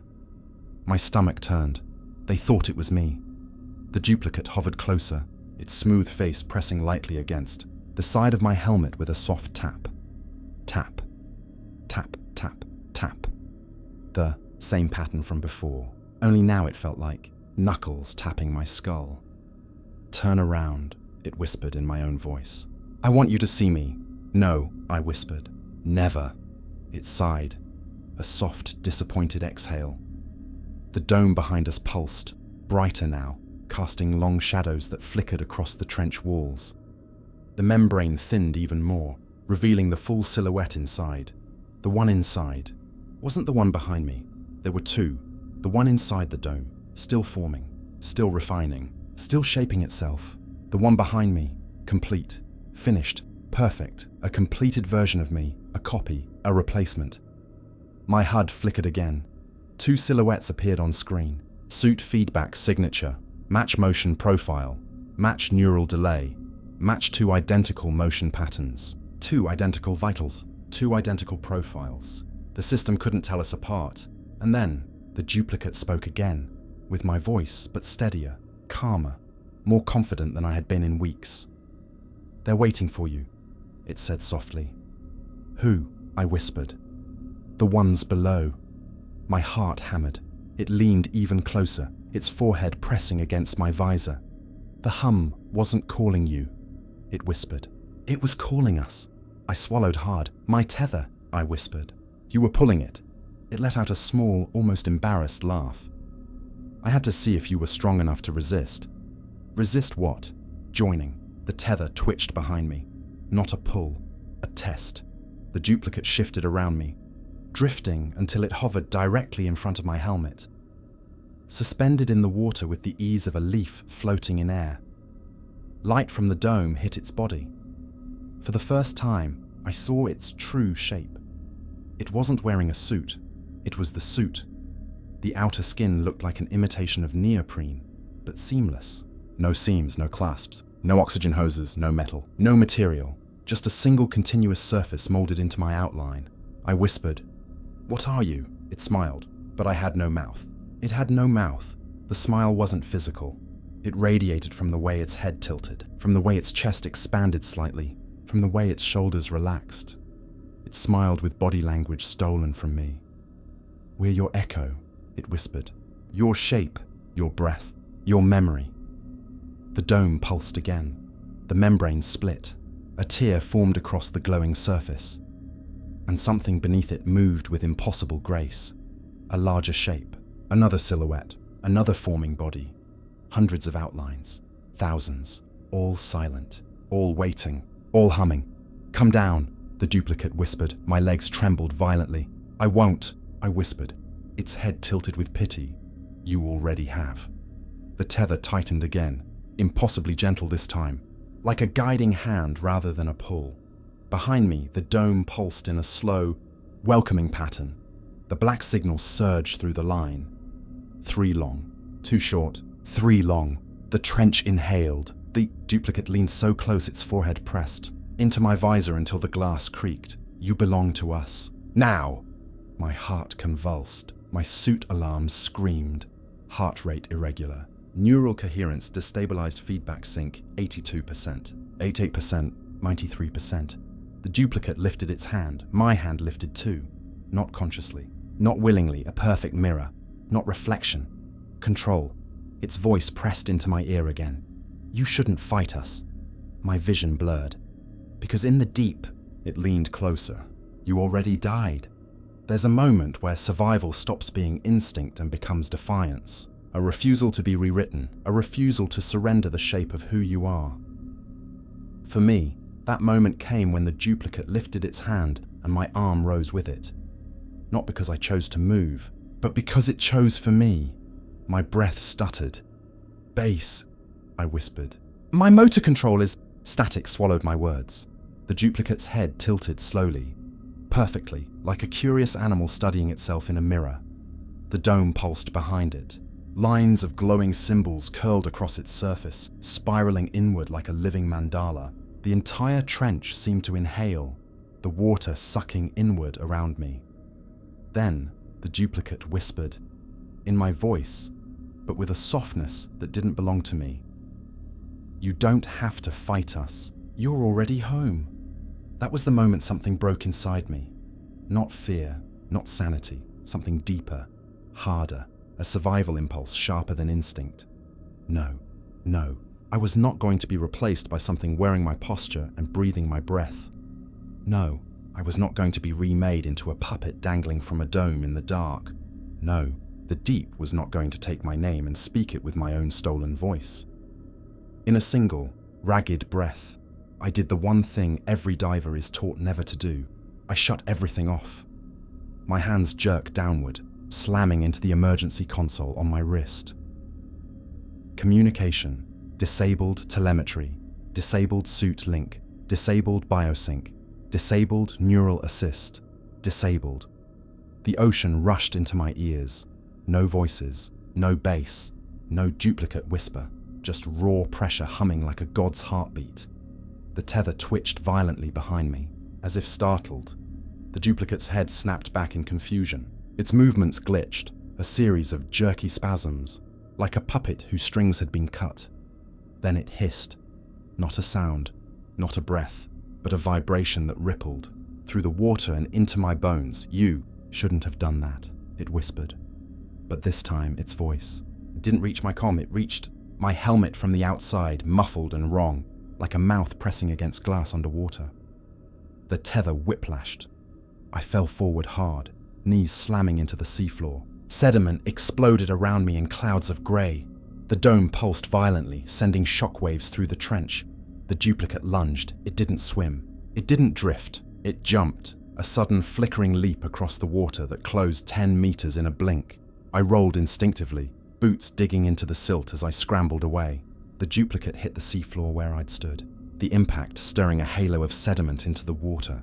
Its head jerked up, snapping toward me with the speed of a striking eel. For the first time, I saw its face, not pale, not featureless, not blank. Half of it was forming into my likeness, cheek structure, jawline, brow ridge. The other half still smooth, unfinished, waiting for something, waiting for me. My lungs seized. It was copying me in unfinished strokes, like a painter completing a portrait one piece at a time, and it wasn't done yet. The dome boomed behind it, a long, resonant thrum that made the silt swirl in spirals. 3 long, 2 short, 3 long. But my suit systems were offline. The signal no longer entered through the cable. It entered through my body.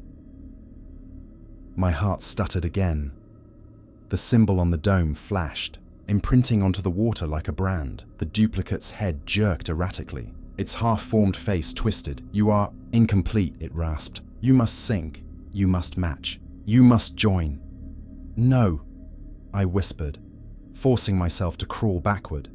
Its limbs elongated, stretching into the exact pose I was in, mirroring my panic crouch with grotesque precision. "You shut the link," it whispered. "You broke the rules." It tilted its head. "That's why you will die alone." The silt burst upward again as the trench walls trembled. The dome's glow brightened sharply, a reaction, not random, like it was urging the duplicate forward. The tether dragged again, now wildly, in jerking motions like something furious was pulling from below. I reached back blindly, gripping the tether with both hands, trying to anchor myself. But the line throbbed like a muscle, not steel, not cable, not organic. It pulled again, hard. My boots slid across the seafloor. The duplicate crawled toward me on hands and knees, copying my movements, matching my frantic scrambles with perfect synchronicity. The dome hummed louder, the membrane stretched wider. Shadows inside twisted in anticipation. The duplicate whispered again, voice breaking into static. "Let me finish you." My fingers skimmed the emergency thruster control on my thigh. I had one shot, a tiny burst of compressed air meant for repositioning, not escape. But it was something. I slammed my fist onto the trigger. The thruster burst, sent me sliding sideways across the seafloor, and blasted the duplicate's forming face with sand and rock. It screeched, a high glitching sound like feedback feeding back into itself. The dome pulsed in shock. The tether tightened violently, dragging me sideways. My suit scraped rock. Pain shot through my ribs. The duplicate turned its half-formed head toward me again. Sand clung to its smooth skin. It didn't blink. It didn't need to. But it made the motion of blinking anyway, as if practicing the behavior.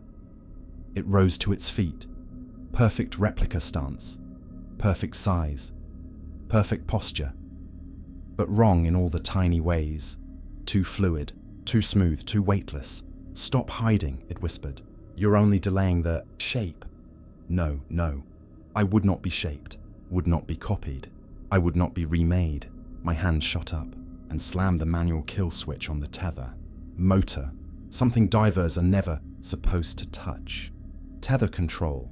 Offline line. Free spool. The cable snapped slack. The trench. The dome. The thing beneath. All reacted instantly. The hum dropped to a howl.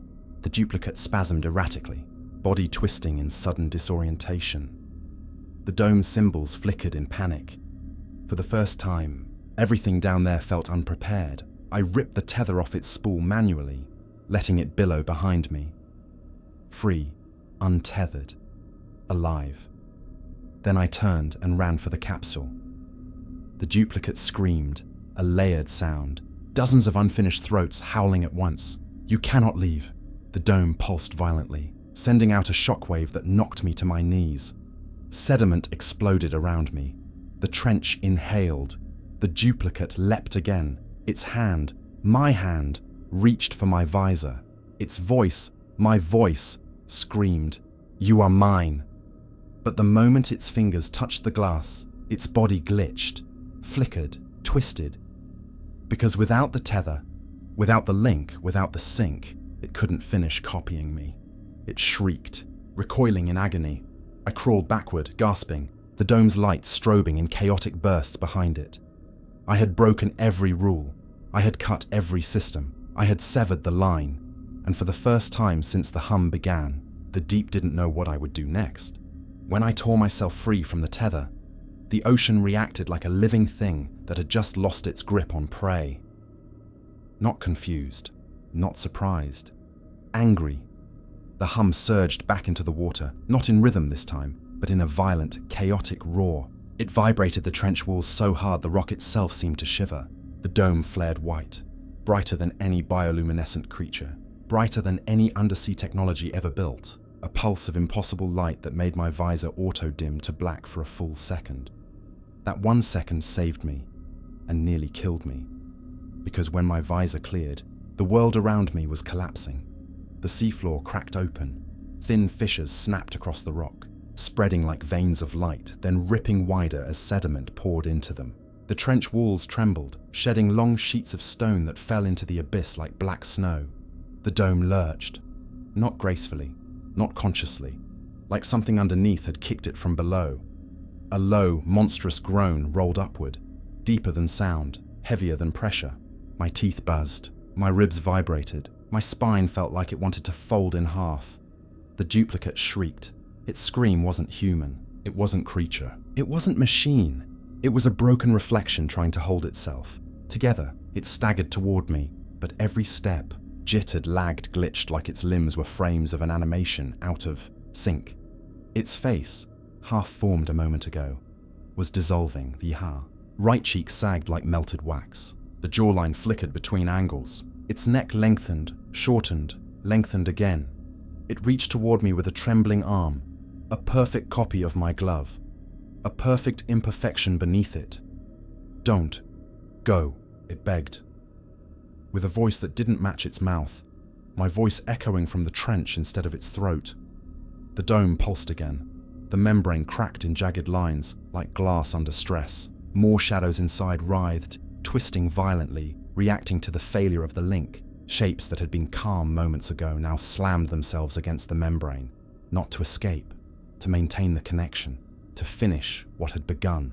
No. The supervisor suddenly screamed through the comm, voice raw with fear.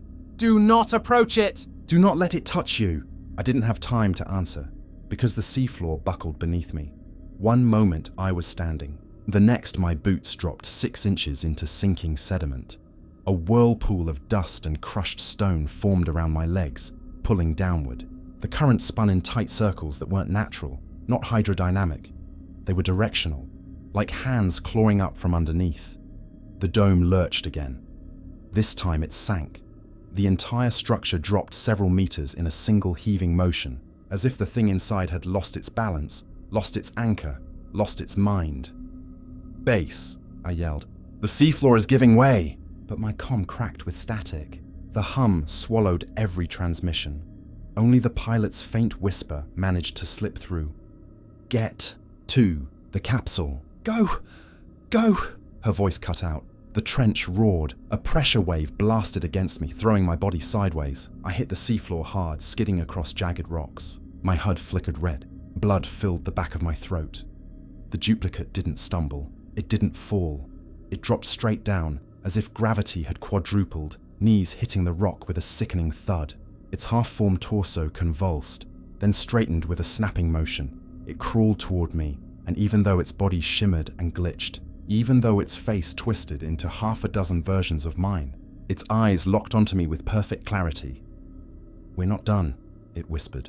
"You are not finished." The dome behind it split along its glowing fault lines.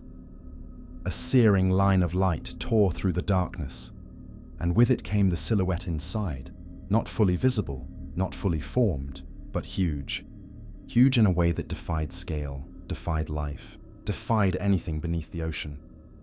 I felt the shape more than I saw it, like a continent shifting in the dark. The membrane peeled back like wet skin. Shadows poured out, long, thin, tendril-like streaks of translucent black that reached toward the seafloor. They moved with alarming precision, as if searching for the tether that had bound us. The dome groaned again. Then it began sinking, not slowly, not gradually, rapidly. It dropped into the trench like a heavy stone falling through mud, pulled down by whatever intelligence lived beneath it. The seafloor cracked deeper. Chunks of rock gave way. Water pressure surged inward, pulling sediment, rocks, and machinery into the collapsing pit. The duplicate clung to the edge of the trench, fingers splitting into too many joints, grabbing for purchase. It stared up at me with a look that wasn't human but wasn't alien either. Something in between. Something hungry. "You were supposed to join us," it rasped. A deep boom from below. Then another, then a third. The black signal again, but destabilized, broken, desperate. The duplicate screamed and convulsed as the signal tore through its half-formed body. Its features melted into black sludge, then refroze into broken shapes. It reached for me again, not as an attack, as instinct. A drowning thing grabbing anything to keep from sinking. "Please," it choked, voice glitching into a dozen versions of mine. "Don't let me." Then the seafloor under it collapsed. Its body dropped like a stone. It didn't fall gracefully. It didn't drift like a diver. It plummeted, dragged downward by the collapsing dome. Its scream cut off abruptly as it was swallowed whole. The dome went with it, disappearing into the black moor below, leaving only swirling clouds of silt and echoing rumbles that shook the trench like thunder. Silence. A horrible, heavy silence. Then the hum died. Not faded. Died, as if a switch had been flipped, as if the intelligence below had shut its door, or gone deeper, or gone dormant. The tether behind me slackened completely, floating in the water like a discarded thread. The ground settled. The trench stopped roaring. The light faded. For the first time in what felt like hours, the ocean went still. I staggered to my feet, lungs burning. The dome was gone. The duplicate was gone. The trench was sealed again. Its mouth closed, its secret swallowed. Only the echo of the last hum vibrated through my bloodstream, and for a brief moment, I thought I had escaped. But escape in the deep is always temporary. You survive the moment survives inside you. When I finally reached the capsule, I didn't feel relief, I felt watched. The trench was silent now. No hum, no pulsing light, no shifting walls, but the water carried a tension that felt thicker than pressure. Every step toward the capsule felt like a step taken under an unseen gaze. Even though the dome had vanished into the abyss, even though the duplicate had dissolved into the sinking seafloor, the ocean still felt occupied by something awake, by something unfinished, by something waiting. My gloves trembled as I hit the capsule's outer lock. The door hissed open with a mechanical groan. I stumbled inside and collapsed against the wall, letting the hatch seal shut behind me. For the first time since the dive began, I was alone, but it didn't feel like that. Lights flickered across the control panel. My reflection stared back from the dark glass of the interior window, distorted, stretched by the low-angle cabin light. My chest heaved. My visor was smeared with sediment and scratches. It was me, just me, but something in the reflection felt wrong. A split-second delay, a slight hitch in the movement, as if the reflection blinked half a second after I did. "Surface control," I whispered, voice shaking. "I'm inside. I'm sealing." "Initiate ascent," static buzzed. Then the pilot's voice broke through. "Copy. Bringing you up." The capsule lurched upward as the winch engaged. The shift from weightlessness to upward momentum made my stomach twist. My ears popped. Pressure equalized slowly. The silence inside was heavier than the thrumming trench below. My breath echoed in my helmet, each inhale a shaky rasp, each exhale fogging the glass. I replayed the collapse in my mind, the dome splitting, the silhouette behind the membrane, the duplicate screaming as it dissolved, the trench swallowing everything it had made, all gone. I tried to convince myself that meant I was free, but the rule sheet had one unwritten implication, one the others had hinted at without saying. If the hum chooses you once, it does not unchoose you. Halfway up, pressure sensors stabilized. My helmet unlocked with a soft click.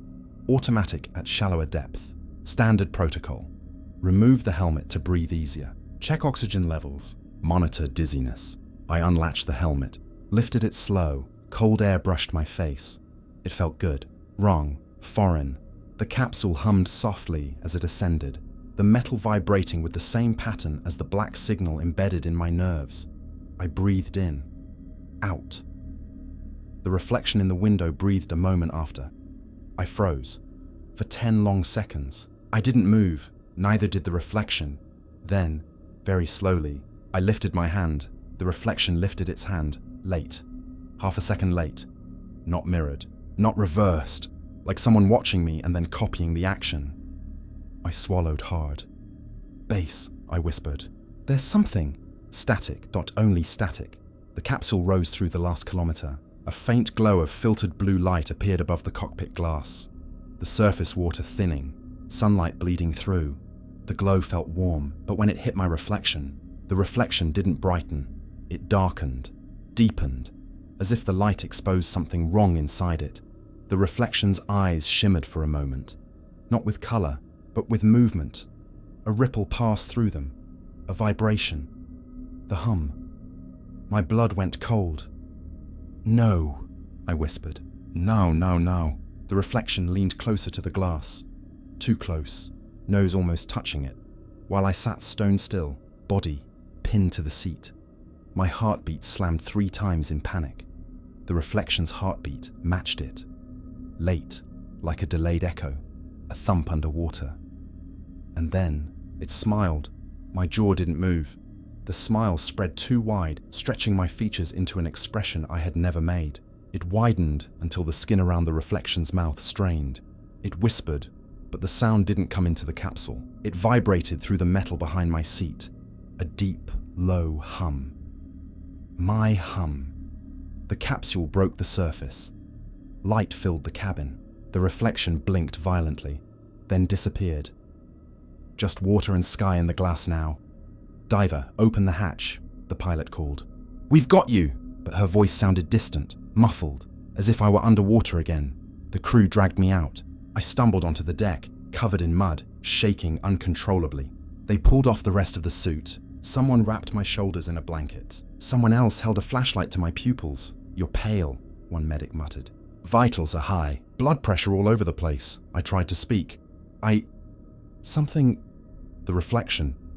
But the medic cut me off. "No talking yet. Get him to decompression." They shoved me into the decompression chamber, the door sealed. Hiss! Pressure adjusted. Alone again. Only the circular. Window in the chamber reflected my face back at me. I took a breath. Then, another. The reflection blinked with me this time, perfectly. Relief washed over me. Maybe it was shock. Maybe it had been stress. Maybe it had been a hallucination brought on by pressure and terror. I leaned closer. So it's really me, I whispered. The reflection leaned closer. Then, in one smooth, impossible motion, it didn't whisper my words back. It spoke something else. A faint hum, a perfect echo of the black signal tone. Thump, thump, thump. My chest tightened. No, I whispered. No, please. The reflection's eyes darkened, not shadow, depth, as if water filled them from inside. It tilted its head slowly, the same delayed tilt from the abyss. And with lips that didn't match my trembling mouth, it mouthed words I felt more than I heard. I'm not gone. My knees buckled. I slammed the emergency intercom. The speaker crackled. The supervisor's voice answered, Diver, speak. There's something in here with me. The reflection. It's... He exhaled sharply. Listen. You are safe. No, I'm not. You're safe because it cannot cross the barrier yet. What barrier? Depth, he whispered. It needs to acclimate. My stomach dropped. Acclimate? He didn't answer for several seconds. Then, the hum doesn't bring things upward. It brings impressions, signatures, echoes. My mouth went dry. What followed you isn't physical, he said. It's the start of a pattern. A pattern. My heartbeat stuttered. The reflection tapped the glass, lightly. Tap, tap, tap, tap. The knock vibrated through my spine. The supervisor's voice lowered to a grim whisper. It's learning how to be you. The chamber lights flickered. The reflection's face split, not violently, not monstrously, just wrong. Like a mask creasing. A rehearsal. It smiled that too wide smile again. Tap, tap, tap, tap. The hum grew louder, inside the room. Not outside. My throat tightened. Bass, I croaked. What do I do? The answer was quiet, defeated. You don't do anything, he whispered. You hope it stops before it becomes real. The reflection grinned wider, too wide, then mouthed. You heard the hum. My eyes flooded with tears. Stop. Please stop. The reflection leaned forward until its forehead pressed against the glass, exactly like the duplicate had done in the trench. Then its voice, my voice, vibrated through the chamber. It heard you back. Isolation isn't quiet. It's loud in ways the surface never understands. Loud in the sound of your own pulse. Loud in the sterile hum of the ventilation system. Loud in the eyes watching you from behind a two-way mirror. They moved me from decompression to a sealed medical wing. No windows, no open doors, no casual footsteps in the hallway. Just a long metal room with peeling blue paint and a constant cold draft that felt older than the building. 2 guards stood outside. No names, no questions. Standard for contamination protocol. But contamination of what? I sat on the metal bench, arms wrapped around myself, trying to breathe through the shaking. The reflection in the corner panel still lurked. Faint, barely there, but enough for me to see its delayed movements. Enough for me to feel the hum lodged inside my bones. Then the door behind the mirror clicked, and the supervisor stepped in. Not in uniform. Not in control. He looked exhausted, older, like a man who'd been awake for days. His hair was damp with sweat. His hands shook at his sides. He didn't look at me at first. He looked at the mirror, not to check his reflection, but to check what mine was doing. Only after a long few seconds did he turn to me. You're stabilizing, he said flatly. Good, my voice cracked. What's happening to me? He exhaled sharply, running a hand over his face. You were exposed, he said quietly. More directly than anyone else we've monitored. My stomach dropped. Anyone else? I whispered. There were others. His jaw tightened. He didn't answer. He didn't need to. The silence said enough. How many? I whispered. He finally met my eyes. 14 before you. My mouth went dry. 14. Where are they now? His expression hollowed. Gone. A breath like ice slid into my lungs. Gone as in... Dead? Gone, he repeated, voice cracking around the edges. As in the ocean took them back. My legs trembled. How? I whispered. They drowned? No. His voice shook. Not drowned. He moved closer, pulling a metal clipboard from the table.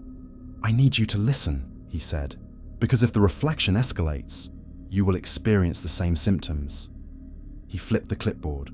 A single printed page covered in evenly spaced text, titled Post-Hum Contact, Stage progression. My heart hammered. Stage 1, he read, tapping the page. Residual pattern echoes. Visual latency. Delayed reflections. I looked at the mirror. My reflection's head tilted. A second after mine, he didn't even glance to follow my fear. He knew what I'd seen. Stage 2, he continued. Neural bleed. The term hit like a punch. What is that? I whispered. He swallowed. You'll start hearing your own thoughts out of order. Old memories appear like they're happening again. The reflection will imitate speech before you speak it.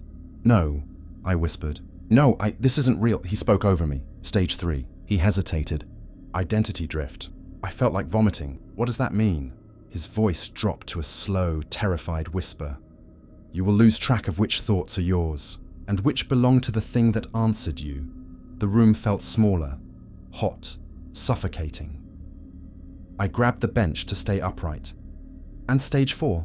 I asked, voice barely a breath. He didn't answer. He just stared at me, like I was already breaking, like he was memorizing my face in case it didn't stay my face for long. Stage 4, I said again.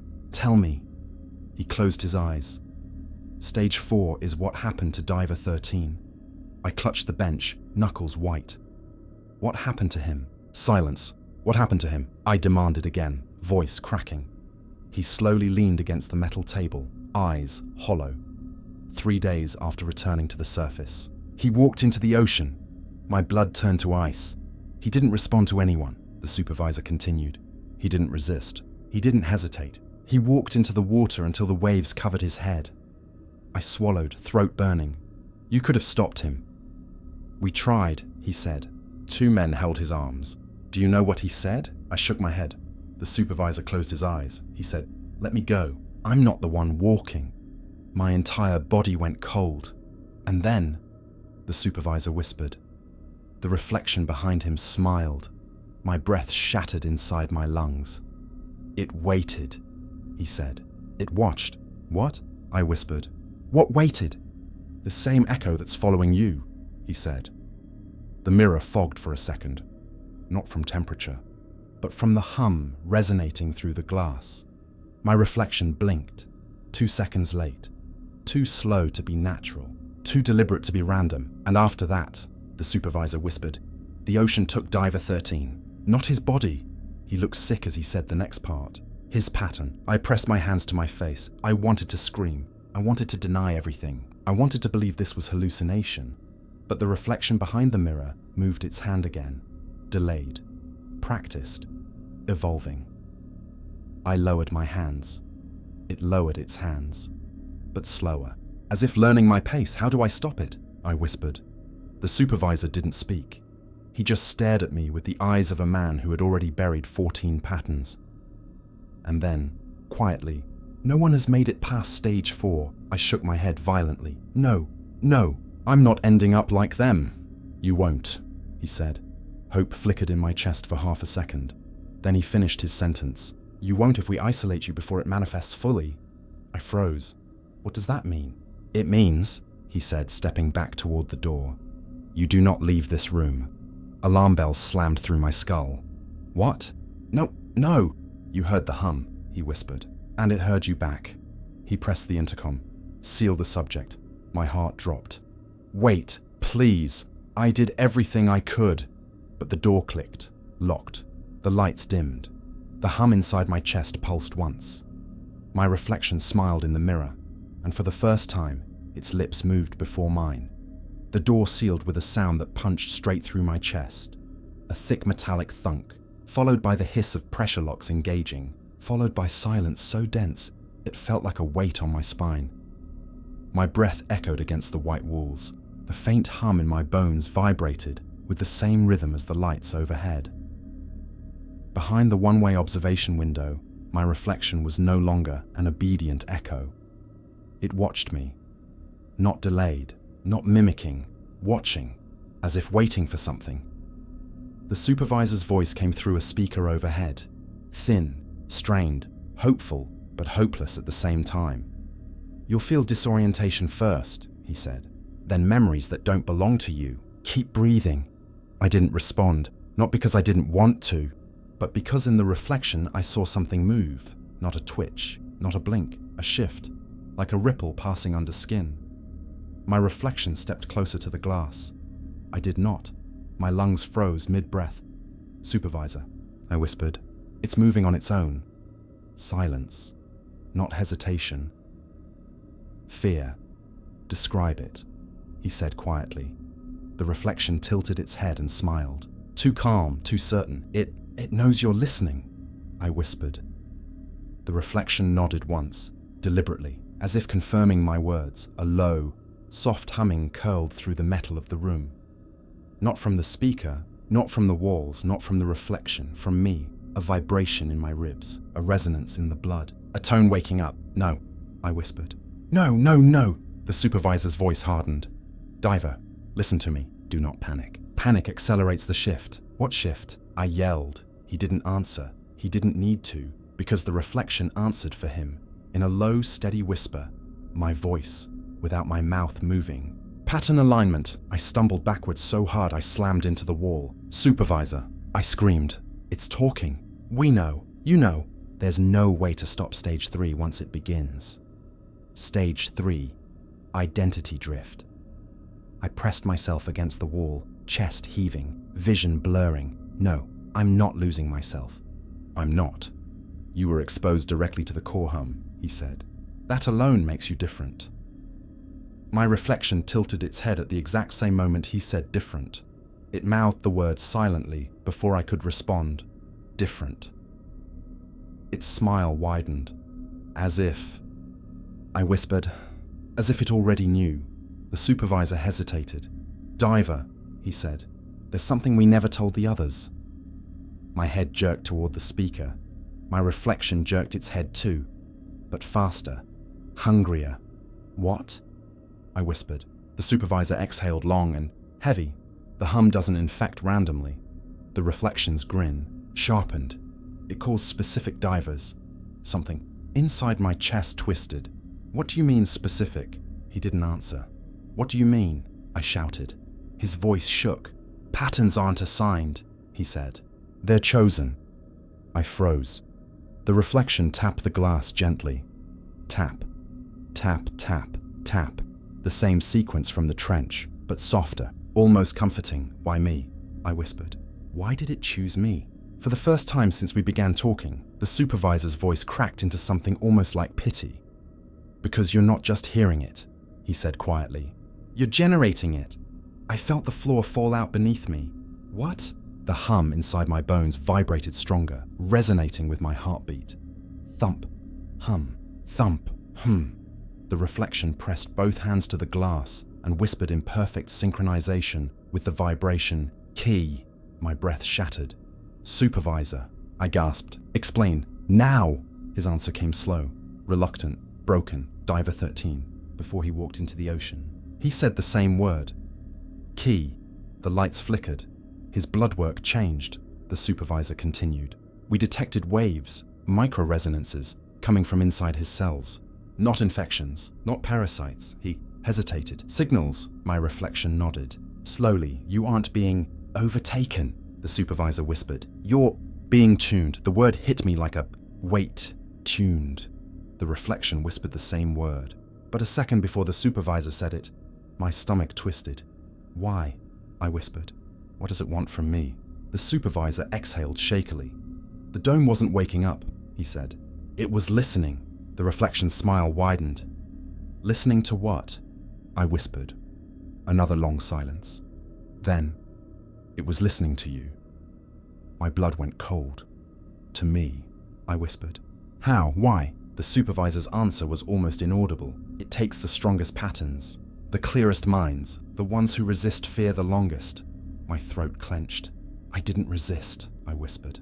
"I broke every rule." I panicked. You didn't answer its first call," he said. "You hesitated. You fought. That's what it wanted." The reflection nodded. The room seemed to tilt. "What? Does that make me?" I asked. The reflection moved its lips in perfect time, with the hum vibrating through my ribs. "The door." The supervisor spoke at the same time. "The key that opens it." I staggered backward, hitting the wall again. "No, I whispered. No, I'm not. The hum rose inside me, vibrating harder. The reflection stepped back from the glass, not away from me, towards something behind it, as if preparing to welcome something in. Supervisor, I begged. Let me out, please, I'm not letting this thing happen. He didn't answer. Supervisor! Then his voice came thick with dread. You think the isolation is for your safety? He whispered. My heartbeat skidded. What? It's for ours. Silence consumed the room. Then, the reflection's features began shifting, not glitching, not failing, forming, completing my cheekbones, my jawline, my brow. It took shape like clay being pressed into a mold. My mold, and for the first time. My reflection was me, no delay, no distortion, perfect. Then it blinked before I did. A cold wave of terror shot down my spine. Supervisor, I whispered, throat squeezing shut. It's finishing. That's why you're isolated, he whispered, voice trembling. It's not to protect you from it. A pause. It's to protect us from you. The hum inside me crescendoed. The lights flickered violently, and the reflection leaned close to the glass, with a smile that didn't belong to any human face. Then, in a voice layered like the deep itself, it whispered, Open the door. I stumbled backward. No. The hum vibrated once. Short, sharp, commanding. The door lock clicked, first stage, then second, then third, metal shifting. Bolts retracting, hydraulics waking. Supervisor, I screamed. Stop it! Shut the door, he shouted through the speaker. We're not doing that! It's your signal. The final bolt slid open. The room flooded with silence. Then the door began to open on its own. I stood frozen, breath caught in my throat. My reflection stepped out of the mirror's illusion, into the doorway, fully formed, fully real, fully me. It smiled and spoke with a calm certainty that ended every hope I had left. You're not the one walking. The door opened with the slow confidence of something certain of its victory. A soft, metallic sigh, a gentle shift of pressure, a breath of cold air entering the room like a warning. I backed into the corner, every inch of me trembling. My ribs felt too tight, my hands felt numb. The hum inside my chest vibrated in an excited rhythm. Not panic, not fear, recognition. Across the threshold, stepping inside the isolation room with quiet, deliberate grace, was me, same height, same stance, same breathing pattern, but the eyes ruined everything. My eyes, but deeper, filled with black water, holding a slow, swirling movement like something alive inside them. It smiled. I didn't. Don't be afraid, it said softly. Your part is almost finished. My knees buckled. Stay back, I whispered. Please just... It raised a hand, not to strike, to calm. You're not dying, it said. You're changing. No, I breathed. I'm not... It tilted its head again, the same habit I had, only smoother, more confident. Your reflection isn't supposed to mimic you forever, it said. It becomes you only when the ocean is ready. My stomach twisted. Ready for what? The smile deepened. For you to open the door. My throat closed. There is no door, I yelled. You're not making sense. The dome is gone. The trench collapsed. It's over. It stepped closer with slow, even steps. The dome was never the door, it said. You were. The hum inside my body pulsed again, harder now, like a heartbeat that wasn't mine. I pressed myself flat against the metal wall as if I could sink into it. My breath hitched. How? I whispered. Why me? Its expression softened, almost tender. The ocean waits centuries for the right pattern.